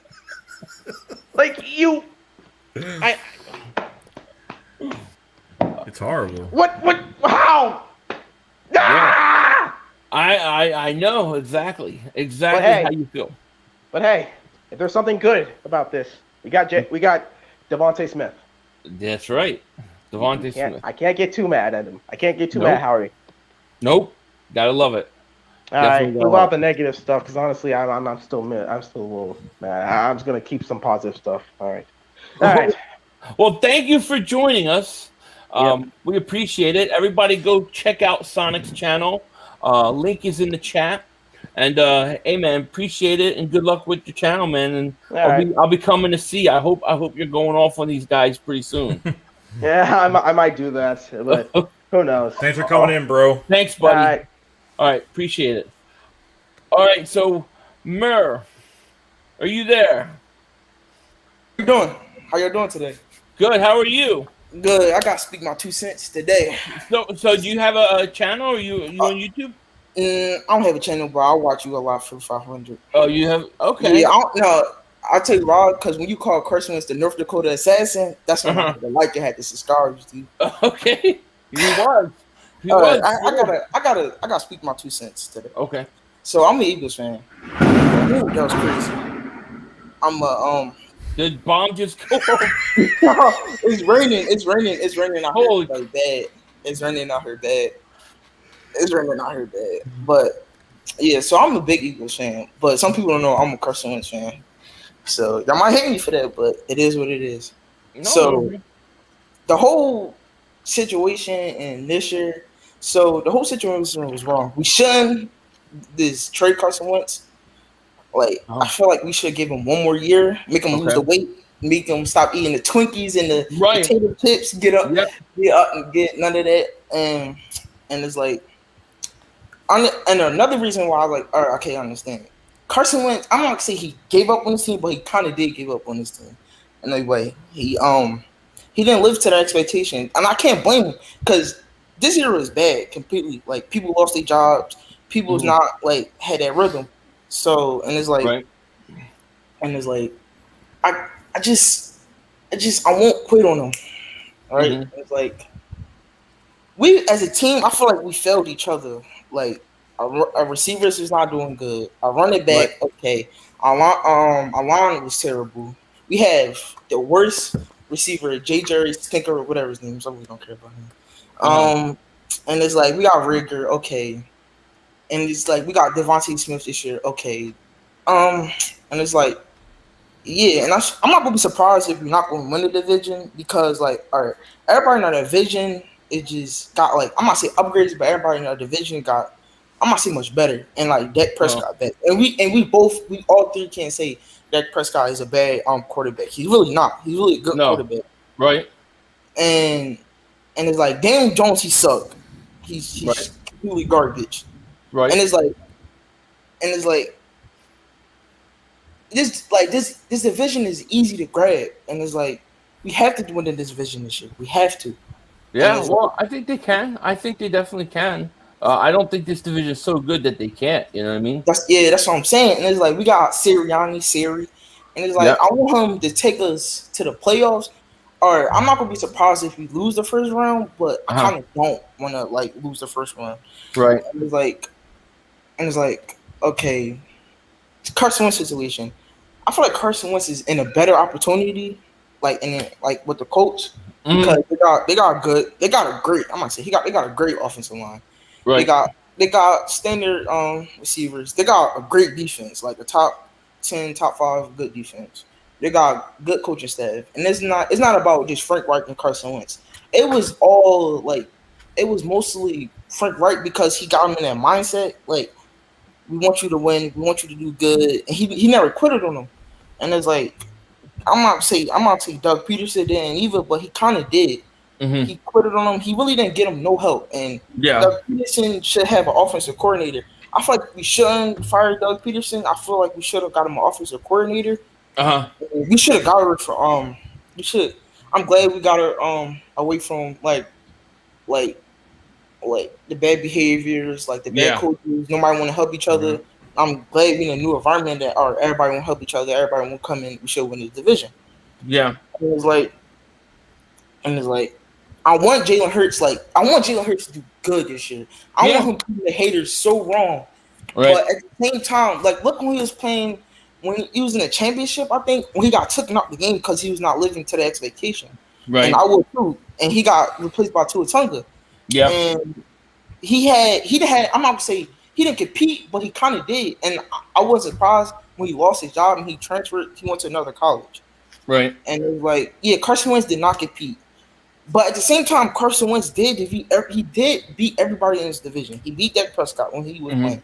He beat stinking Daniel Jones. He beat the Washington no names quarterback, whatever the name is. Right. He beat them. Yeah. And it's like,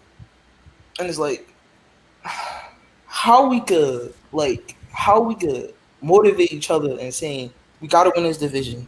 We should at least try to go to the championship, but we just gotta do good this year. Yeah, I agree. Well, we're gonna find out, my man. You know, it's gonna be interesting. But I want to thank you for coming on. We appreciate that, man. Okay, have a nice day, bro. Thank you, buddy. All right, thank you. Yeah. So yeah, I mean, you know, we hope that Jalen Hurts does well. You know what I mean? But we'll see. We'll see. Yeah. I mean, what are you gonna do? But I don't know. I saw the door that I just want to know what that bomb was that went off. I thought, man, that was loud. I thought it was like a bomb. Holy crap! But yeah, man. Oh, Eagle Slayer, look, Eagle Slayer, man.